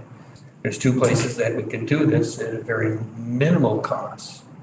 One is the University of Illinois, the other one is the University of Wisconsin. Both do these at a very minimal cost. Additional, when it comes to the administration office, I absolutely get Kevin's idea, they shouldn't have to do too much administration of anything except filing it, keeping it with the planning department. Probably the only thing they should do and check that the health department has actually sent it up to the testing. That way you have a transfer of the product and it's collected that way and it's sent that way and you have acknowledgement of that. That way everybody has a full comprehensive movement of this product. That's how normally you can check these type of things. So administrative wise, we shouldn't have to do much. I'm going to leave that up to Kevin and keep up with the health department. And other than that, it should be ready to rock and roll. Further questions, discussions on this?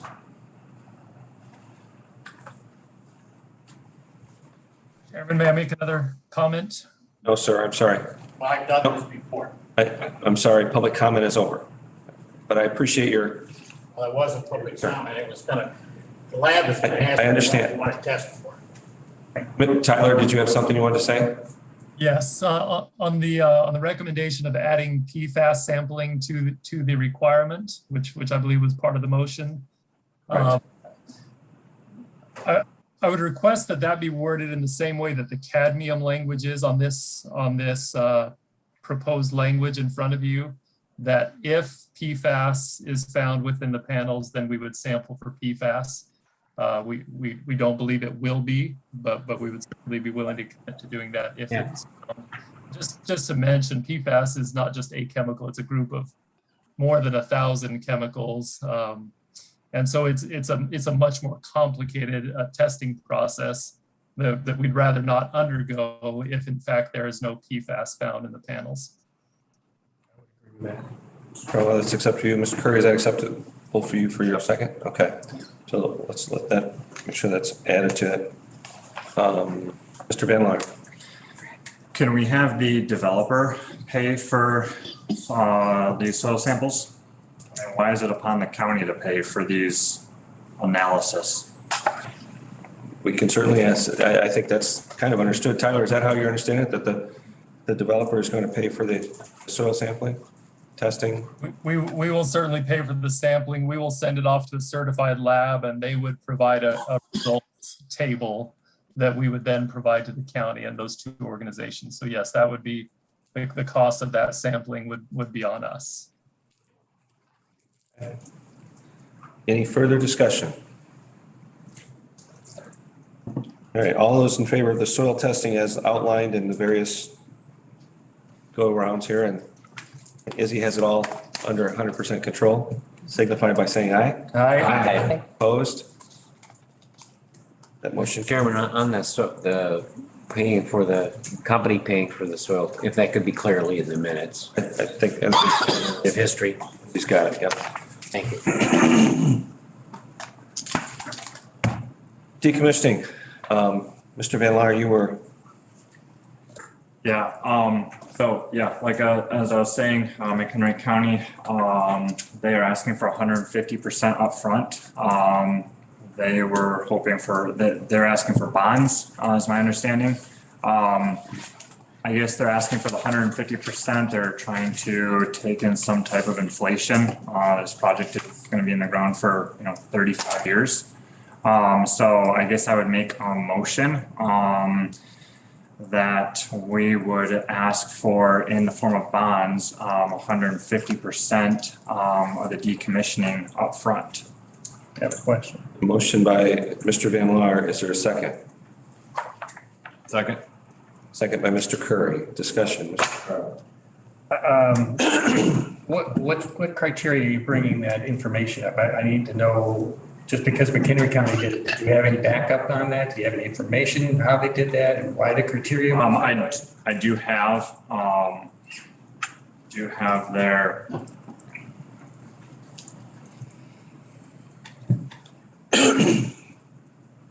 so I have their zoning regulations pertaining to solar farm installations.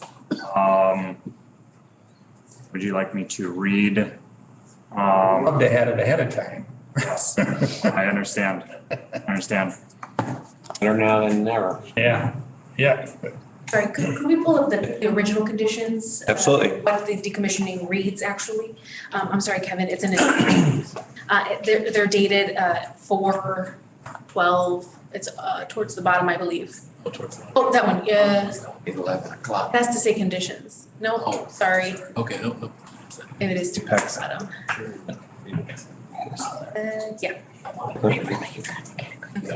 So there should be a decommissioning section and it just shows the table. I think this is what Mr. Van Laar's talking about, so I wanted to, yep. You want to go to the table? I think not the table, but if you keep going down, I think it talks about the money and or the percentage of what we're asking.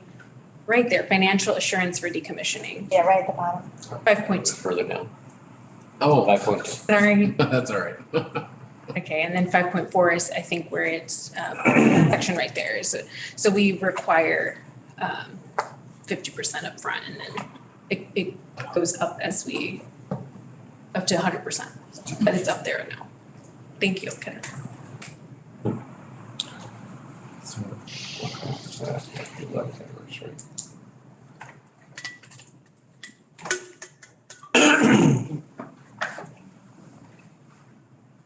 Izzy, does this, I know many other decommissioning plans we've done have escalator clauses in there, so to speak, that if 15 years down the pike, they've got to reevaluate that decommissioning plan, and if the costs have increased, they have to increase that bond amount. Is that in this? So that 100% today might be, $10,000 and 100% in 20 years might be $200,000. I mean, that's not what it really is. So the plans do take into consideration inflation. I don't know if that's particularly what you mean, but they do take into account inflation and actually is calculated in the entirety of the plan. Did you have something you wanted to add to that as the applicant? It's covered it can be covered in D in that Oh, 5.3. thank you. D. Yeah, that's one right there. Okay. Okay, that's that's exactly the language I was thinking was probably in there, but couldn't remember. There's too many of these. So, okay, so that's the current language that's in there. Okay, and the language that Mr. Van Laar is proposing is 150% upfront. Carla? Roll that down up a little bit, Kevin, I can see it. So if I did it, you had 100%, you had 50%, and you had another 10% on top of that? Oh. So we're looking at 160?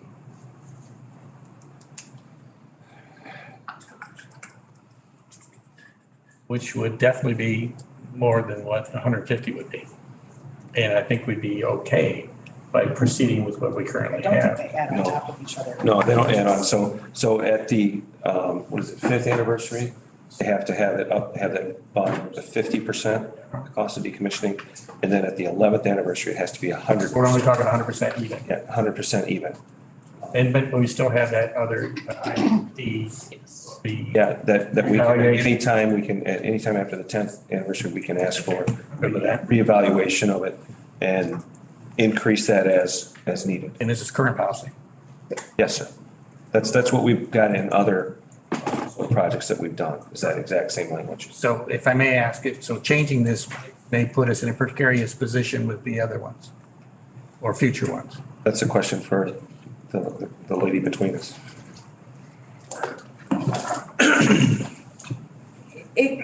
You want to be able to treat people that are similarly situated in as much as the same as possible unless you can find specific reasons as why you would treat people differently. Got it. I'm fine with what we got. Izzy, this is 180 acres, right? 260, less than 200. 67. Okay. We've got another large solar farm that's permitted in the county. How many acres was that? The one that just went through, or? No, I thought there was another one we did last year or 2 years ago that was actually permitted. It was 173? Yeah, I thought it was Dan? pretty big. Got Dan? I believe it was the Cypress Creek project at like Reed's Crossing Road. And I can't remember the megawatts, but I want to say it wasn't a community scale, it was utility scale. I want to say it was maybe 20 megawatts. There's quite a few acres though. It was much larger than the smaller projects, but I believe that this project is even. It's bigger. Is bigger? This is one of the biggest ones. Okay. I don't know. I had 400 acres stuck in my mind. I don't know why. Oh. What's this one? 169. 169. Yeah. I can try to find it. Okay.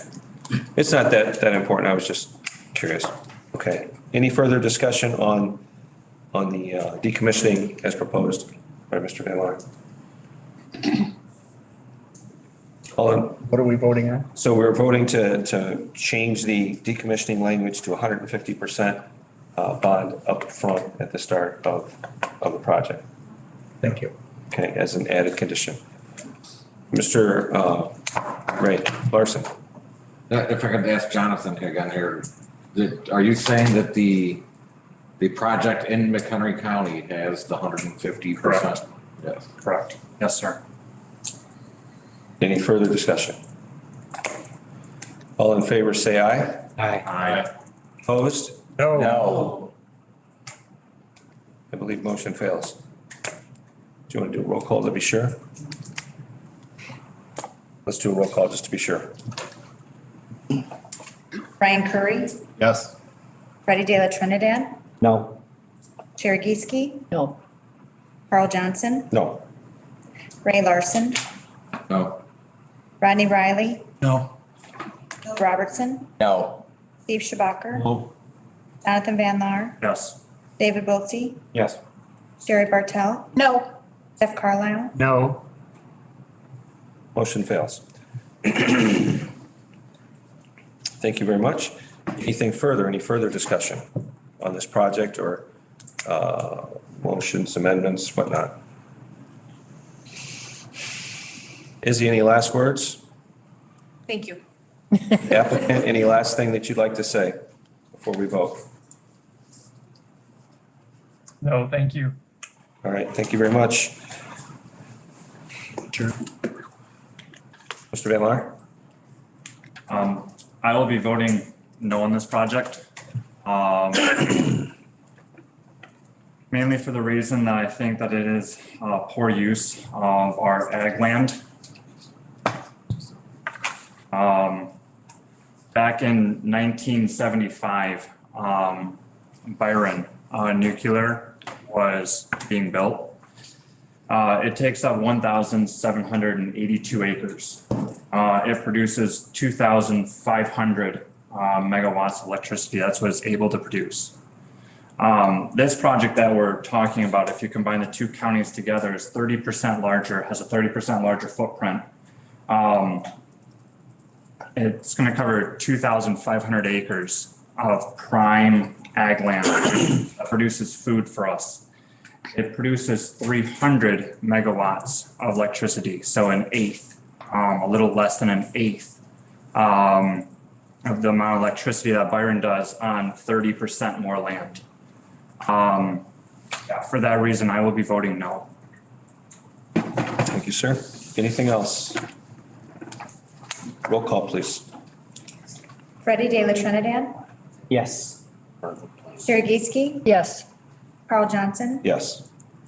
Ray Larson, No. Rodney Riley, Yes. Bill Robertson, Yes. Steve Schabacher, Jonathan Van Laar, No. David Wiltsey, Yes.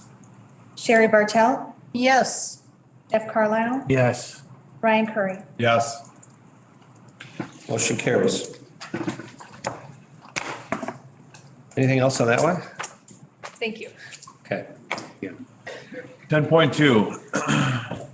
Make a motion to approve ordinance 21-10 CP 16-20 comprehensive plan amendment. Motion by Mr. Curry, second by Mr. Carlisle.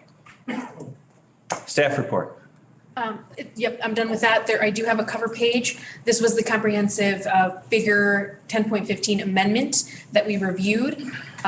And this would be correcting 3 areas that we've reviewed in the past that change zoning or change future projection. Any questions, comments, queries? Roll call, please. Sherry Geeske, Yes. Carl Johnson, Yes. Ray Larson, Aye. Rodney Riley, Yes. Bill Robertson, Yes. Steve Shabaka, Jonathan Van Laar, Yes. David Wiltie, Yes. Sherry Bartel, Yes. Jeffrey Carlisle, Yes. Ryan Curry, Yes. Freddie De La Trinidad. Yes. Motion carries. 10.3, I make a motion to approve ordinance 21-11 TA-08-2021 winding path text amendment. Motion by Mr. Curry, seconded by Mr. Carlisle. Staff report. Yes, this is the text amendment that would be allowing landscaping business as a special use in B1 local business district and other like uses such as sale of lawn and garden ornaments, as well as a nursery and stock as permitted uses in B1 local business district. Any discussion? Roll call, please. Carl Johnson, Yes. Ray Larson, Aye. Rodney Riley, Yes. Bill Robertson, Yes. Steve Shabaka. Yes. Jonathan Van Laar, Yes. Yes. Sherry Bartel, Yes. Jeff Carlisle, Yes. Ryan Curry, Yes. Freddie De La Trinidad, Yes. Sherry Geeske. Yes. Motion carries. Mr. Chairman, before we leave this, is it possible, is it regular, that memo for this item, for example, I'm just noticing zoning board of appeals voted in favor April 27th, committee of the whole. Could we get in the future, could we get what the ZBA vote was, 3-0 for, Yep, we'll ask staff to please All right, thanks. put that on there. Item 10.4, I make a motion to approve ordinance 21-12 SUP-09-2021 Costello Acosta special use. Motion by Mr. Curry, seconded by Ms. Geeske. Discussion, or staff report, I'm sorry. This is the special use to allow landscaping business in B1 local business district as a special use. And this was contingent upon the text amendment, which we just reviewed as well. This is an existing landscaping business, as you recall. They provided a site plan, and there are conditions attached to this. Discussion. Roll call, please. Ray Larson, Aye. Rodney Riley, Yes. Bill Robertson, Yes. Steve Shabaka. Yes. Jonathan Van Laar, Yes. David Wiltie, Aye. Sherry Bartel, Yes. Jeff Carlisle. Yes. Ryan Curry, Yes. Freddie De La Trinidad, Yes. Sherry Geeske, Yes. Carl Johnson. Item 10.5, I make a motion to approve ordinance 21-13 MA-11-2021 tax rezoning. Second. Motion by Mr. Curry, seconded by Mr. Carlisle. Staff report. This is the property located at 1493 Ibsen Road, which does have that commercial zoning to the rear of the property. This will be a rezoning to make it all R1, single-family residential. Discussion. Roll call, please. Rodney Riley, Yes. Bill Robertson, Yes. Steve Shabaka, Jonathan Van Laar, Yes. David Wiltie, Yes.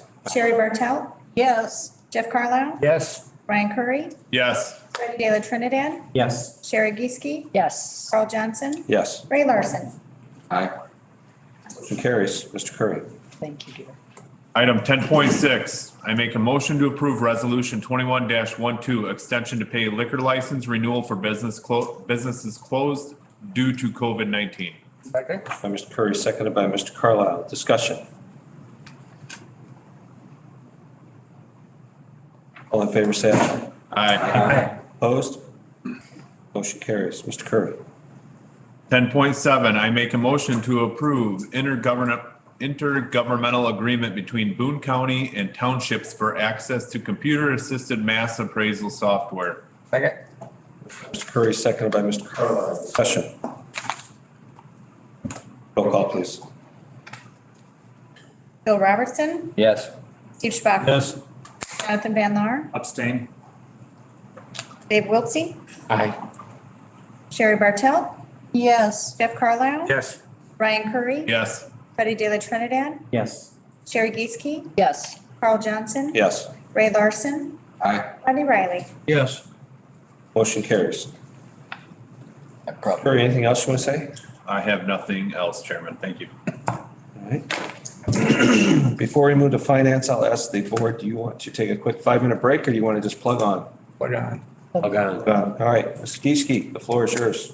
Thank you. Item 11.1 is a motion to approve claims with the understanding that Carl Johnson abstains from voting on all claims presented by William Charles and Bill Robertson abstains from voting on all claims presented by B. Robertson Lock Service. Second that. Motion by Ms. Geeske, seconded by Mr. Carlisle. Any discussion? Roll call, please. Steve Chubak. Yes. Jonathan Van Laar. Yes. David Wiltie. Aye. Sherry Bartel. Yes. Jeff Carlisle. Yes. Ryan Curry. Yes. Freddie De La Trinidad. Yes. Sherry Geeske. Yes. Carl Johnson. Yes. Ray Larson. Aye. Rodney Riley. Yes. Bill Robertson. Yes. Motion carries. Ms. Geeske. Item 11.2 is is a motion to approve 21-XX000-06 GM Boone County material bids as presented. Second that motion. Motion by Ms. Geeske, seconded by Mr. Carlisle. Any discussion? Roll call, please. Jonathan Van Laar. Yes. David Wiltie. Aye. Sherry Bartel. Yes. Jeff Carlisle. Yes. Ryan Curry. Yes. Freddie De La Trinidad. Yes. Sherry Geeske. Yes. Carl Johnson. Yes. Ray Larson. Aye. Rodney Riley. Yes. Bill Robertson. Yes. Chewbacca. Yes. Motion carries. Ms. Geeske, anything else? Nope, that's it for finance. Thank you. Special reports. Community building. Yeah, not much, just treasury report looks good. $55,000 was deposited for the month of April, so they're really happy about that. There's a parking lot revamping project that they're still working on. You know, we estimate it's gonna cost approximately $150,000. We still have to wait for a bid on that. That's just the estimate, but around there. And I know Ryan asked me about the sidewalk. So it is gonna happen, but we're just waiting on a price. Thank you. That's it. Thank you, sir. CCI, Mr. Callen. Yes, just one item, actually, two items. One item is coming up, a membership meeting on Monday, May 24th. Details are in the executive content on board docs. You have to pre-register for the meeting and it is via Zoom. And then just a reminder that the annual meeting is scheduled in July. And so if you'd like to attend that, please let us know. It'll be July 26th through the 27th, and that's in Galena. So please let the administration office know if you'd like to attend so we can schedule hotel accommodations and things of that sort. So thank you. Community Action Agency, I don't know if we have anybody that's going to that one. 911, Mr. Riley. Just real quick, moving along fine over there. Some new equipment's been ordered. The only other thing that they wanted me to bring up, and I'm not trying to put Tricia on the spot, but if you could when you get a chance, take a look at our bylaws that we're looking at. Other than that, that's about it. Thank you. Thank you, sir. Land Bank, Ms. Geeske, anything? Nope, we haven't had a meeting in a while. Any other committees? Scheduling of committees, Ms. Geeske.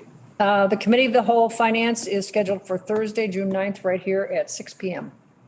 Curry. June 3rd, sorry. Committee of the Whole admin will be June 3rd, 6 p.m. So the 10th. 10th? Mr. Callen.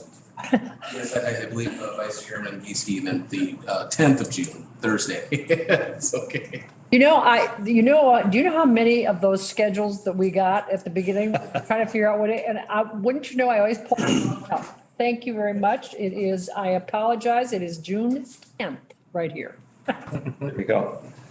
Admin is June 3rd. There we go. You probably had him tell you before you said it. Hey, wait a minute. I want to trade places then. All right. Under informational items, Stellantis layoffs, Ms. Fettis updated us on that. Unfortunate event. Hopefully, as things get back to normal, that will improve. Wait and see how things go. Chairman, are those chips made in the United States or are they made out? And that's the problem then, they're made out. That's a big part of it, yes. Out of the But United States. it's a bigger problem than just plain shipping. I mean, there is, the metals, the plastics, everything that's utilized to, even just build the chips, build the containers to ship the chips. I mean, it's just a shame that we invented that stuff and then we let it get out of here. And now we can't even do business because we don't make them anymore. It's a shame.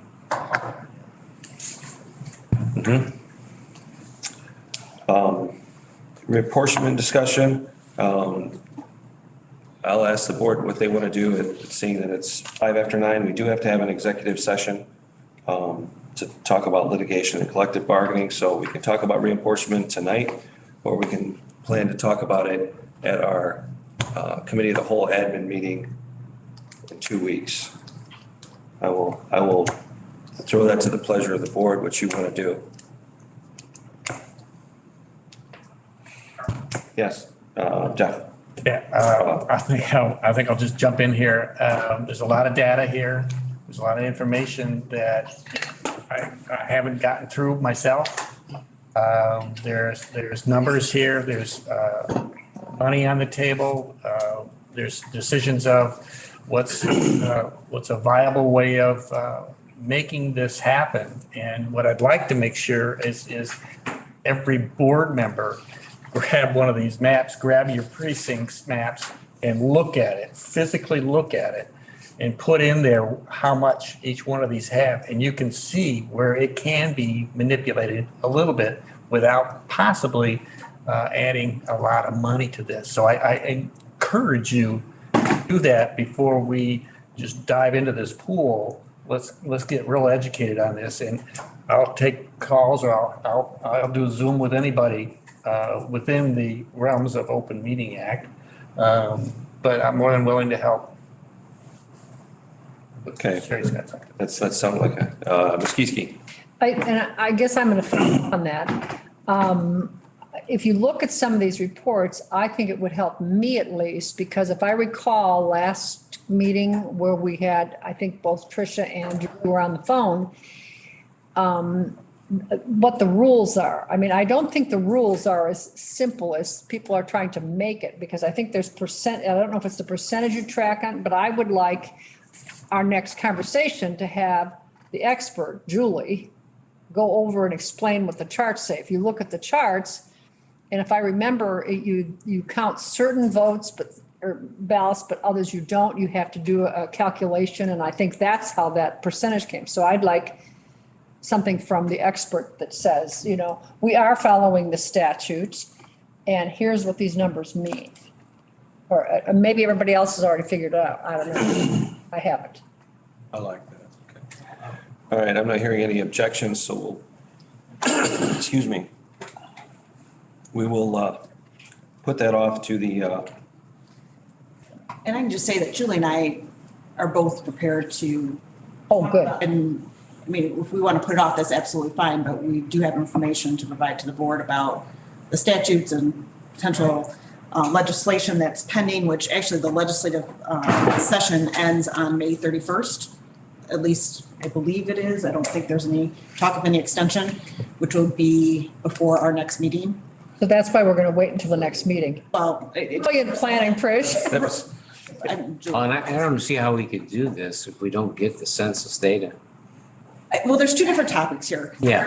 There's Size of the. and a different topic is precinct size. Okay. Okay. The only way they're tied is because of the if the lines of the districts change and the precincts change, that has to be done at every 10 years. So though that portion of it coincides. Right, so basically, if we end up having to change our map for the county board districts, and that ends up then splitting some of the precincts, then we'll have to change the precincts even more because of that. Okay, all right. Okay. Thank you. All right, any other board member comments? Just. I'm sorry, Ms. Kieske. This one, If I recall, I haven't looked at the data, but Boone County has lost population. We haven't gained big time. We've lost population. And so I would think that's going to factor in also, is it not, Julie, Trish? Well, so the two different things, that when you're redistricting your county board districts, that's based on population. Right. And then the precincts though are based on, and that's part of the debate, is it based on registered voters or is it based on the number of people that voted in the last general election? And the statute isn't clear on that, Julie? I believe that it is. I think that when they're talking about the 500 to 800, they're talking about votes cast, because the next portion of the statute talks about you may split precincts based on 600 registered voters. The preceding sentence does not have registered voters, so you have to give meaning to the words that the legislature put in there. In addition, there is case law. It is going back to 1944, but they talk about vote cast based on the same statute. In addition, the proposed legislation talks about, they clarify that it is votes cast. So, but there is a section of that statute that does talk about registered voters as well. So, and then the other thing that's just kind of in the background that is not clear is that the statute that you have in front of you passed in 1989. It has not been updated since then. Early voting started in 2005. In addition to that, absentee ballots in 1989 were, I believe that you needed an excuse, or they had to be. Later, when they started the absentee voting, you had to have a reason why. It wasn't just voting by mail at that point. That way, yeah. So I guess the point is that voting, how people vote has changed dramatically since 1989. All these other ways to vote have come into play, and the statute really hasn't caught up with that. That's not going to say that we're going to have an answer to that, but I mean, those are just some of the issues that are surrounding these discussions. So we can talk about further at the committee meeting. Julie and I'd be happy to talk about it with you. I can try to get a memo out to the board then prior to that, so you can look at the statute. Okay. And then again, we should know by May 31st if there is going to be any change in the statute. There is proposed language, but we don't believe that may pass other than if it gets pulled into an omnibus bill. And that is unsure. We're unsure at this point. Okay. All right, thank you. Next item, board member. I'm sorry, Ms. Bartel. So in other words, what you're saying right now, you don't want to go with you because of everything else that has been said or coming up through since this is done in 1989. The last I found any information on it was 2015. So you're turning around and you're saying that it can be read as to how many people vote, how many people do that. But yet here it says shall, which is an absolute, which means, yeah, we have to do this. That is true. The shall part talks about voters, not registered voters. Right. It does, and talks about, it talks about voters. Right. And then the other section talks about registered voters. They distinguish between the two.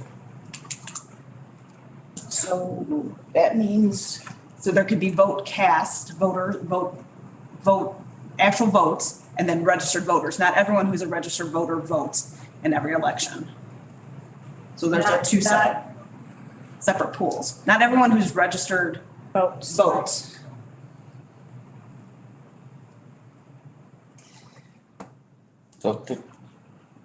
So theoretically, Roberts, go ahead. probably the number of voters that are actually voting in these precincts may be well within the numbers. Is that what we're saying? It could be, but it also could be over. So there could be a recommendation that it should be split. I'm not saying that we shouldn't do this. I'm just saying that we have to be clear about what the statute says and what the actual numbers are. and that there is some legislation that is proposed that in front of this session that should end on May 31st. So by no means take it as that we're going to say that it should not be split. Correct. That's not what we're saying, or at least I'm saying. Ms. Bartel?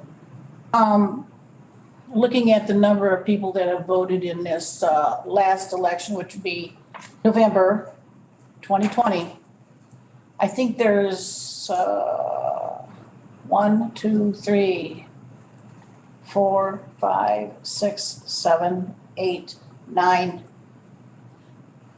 people within certain precincts that voted. Oh, there are over 800. So you're looking at at least 9 precincts. That could be what the number is. The other thing is that statute, the proposed statute raises that number to 1,200 per voter. But that hasn't passed yet. No, it has not passed. You are absolutely correct. And last I checked on this, this one right here that you have up here, it's sitting there yet. And that's what we said, that's sitting there, that we don't think that it's gonna pass in that form, other than it could be picked up in an omnibus bill, which kind of brings a lot of different pieces from other legislation to pass. But then how long do you want to wait for that bill? Well, the legislative session ends on May 31st, and our next meeting's June 3rd. Yeah. So we should know by then if there is any changes. We don't know if there will be or not. So if there isn't a change by June 3rd, we have to more or less go by what this is. Yeah, yes. Right. At least we at least have to look at any precinct where they had over 800 people voting. And the other thing too is that the statute does call for it to be done in June. Right. So it wouldn't have been done this month anyway, or prior to this month, that the statute does call for it to be done in June after a general election. So we would be on schedule to do that if the board voted to do so at the June meeting. Yeah, it had to be brought up this month. So we kind of had the discussion anyway. I got Mr. Curry here first, then I'll come over and get you two. How difficult is it to do this task, to rewrite, to rebuild the precincts if it states the statute?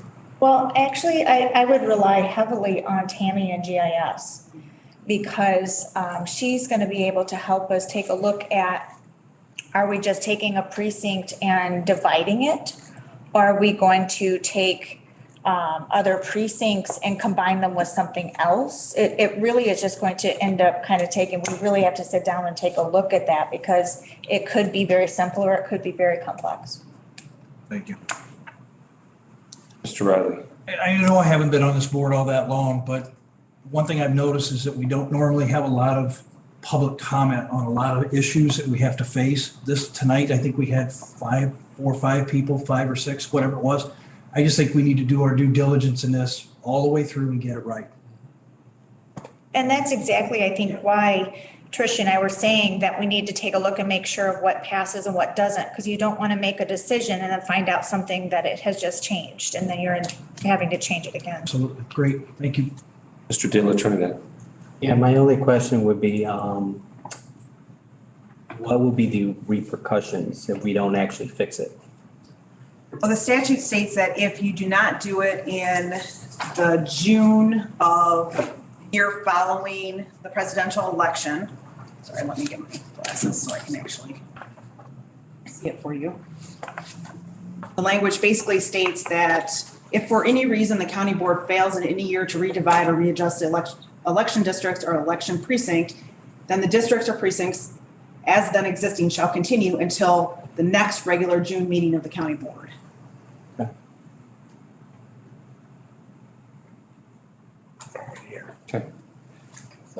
If I could just make one more statement too. I know we did have a lot of public comment this evening. I have not received one phone call from a voter with complaints about not being able to vote, not being able to, for the size, having to wait in line. I realize that Susan had made a comment about in 2016. She spoke to me about an issue then. I was not clerk then at that time, so I know I did not have that conversation with her. But I will say, and I've not had any conversation with any representatives of the parties since I've taken office or with any of precinct committee people. No one has shared their concern until now. So I just wanted to make that clear that I've not received comments about things like this. Okay. I don't think it's been till this year that we actually knew about this. I don't think it's been until this year that we actually found out about this rule, and this county has not made this change or done anything for a number of years. So now it's coming forward on kind of short notice. And now the discussion is there, so. Okay, any other board member comments? In that case, we do need an executive session I'd accept a motion to go to executive session for litigation and collective bargaining. So moved. Mr. Chairman. Mr. Catlin? Yes, I do believe that we should go into executive session for litigation, personnel, and collective bargaining. I have a personnel issue I need to confer with the state attorney on to ensure that I'm doing my job the right way before I advise the county board of something. So I do need to ask that we go into for all three items on the list. Okay, motion, I'd accept a motion. So moved. Motion by Mr. Wiltsey, second by Mr. Curry. Roll call, please. Wiltsey? Aye. Sherry Bartelt? Yes. Carlisle? Yes. Ryan Curry? Yes. Freddie De La Trinidad? Yes. Sherry Geeske? Yes. Carl Johnson? Yes. Ray Larson? Aye. Rodney Riley? Yes. Bill Robertson? Yes. Steve Shaw? Yes. Jonathan Van Laar? Yes. Motion carries. We have a 5-minute break. We'll convene it. Yes. Did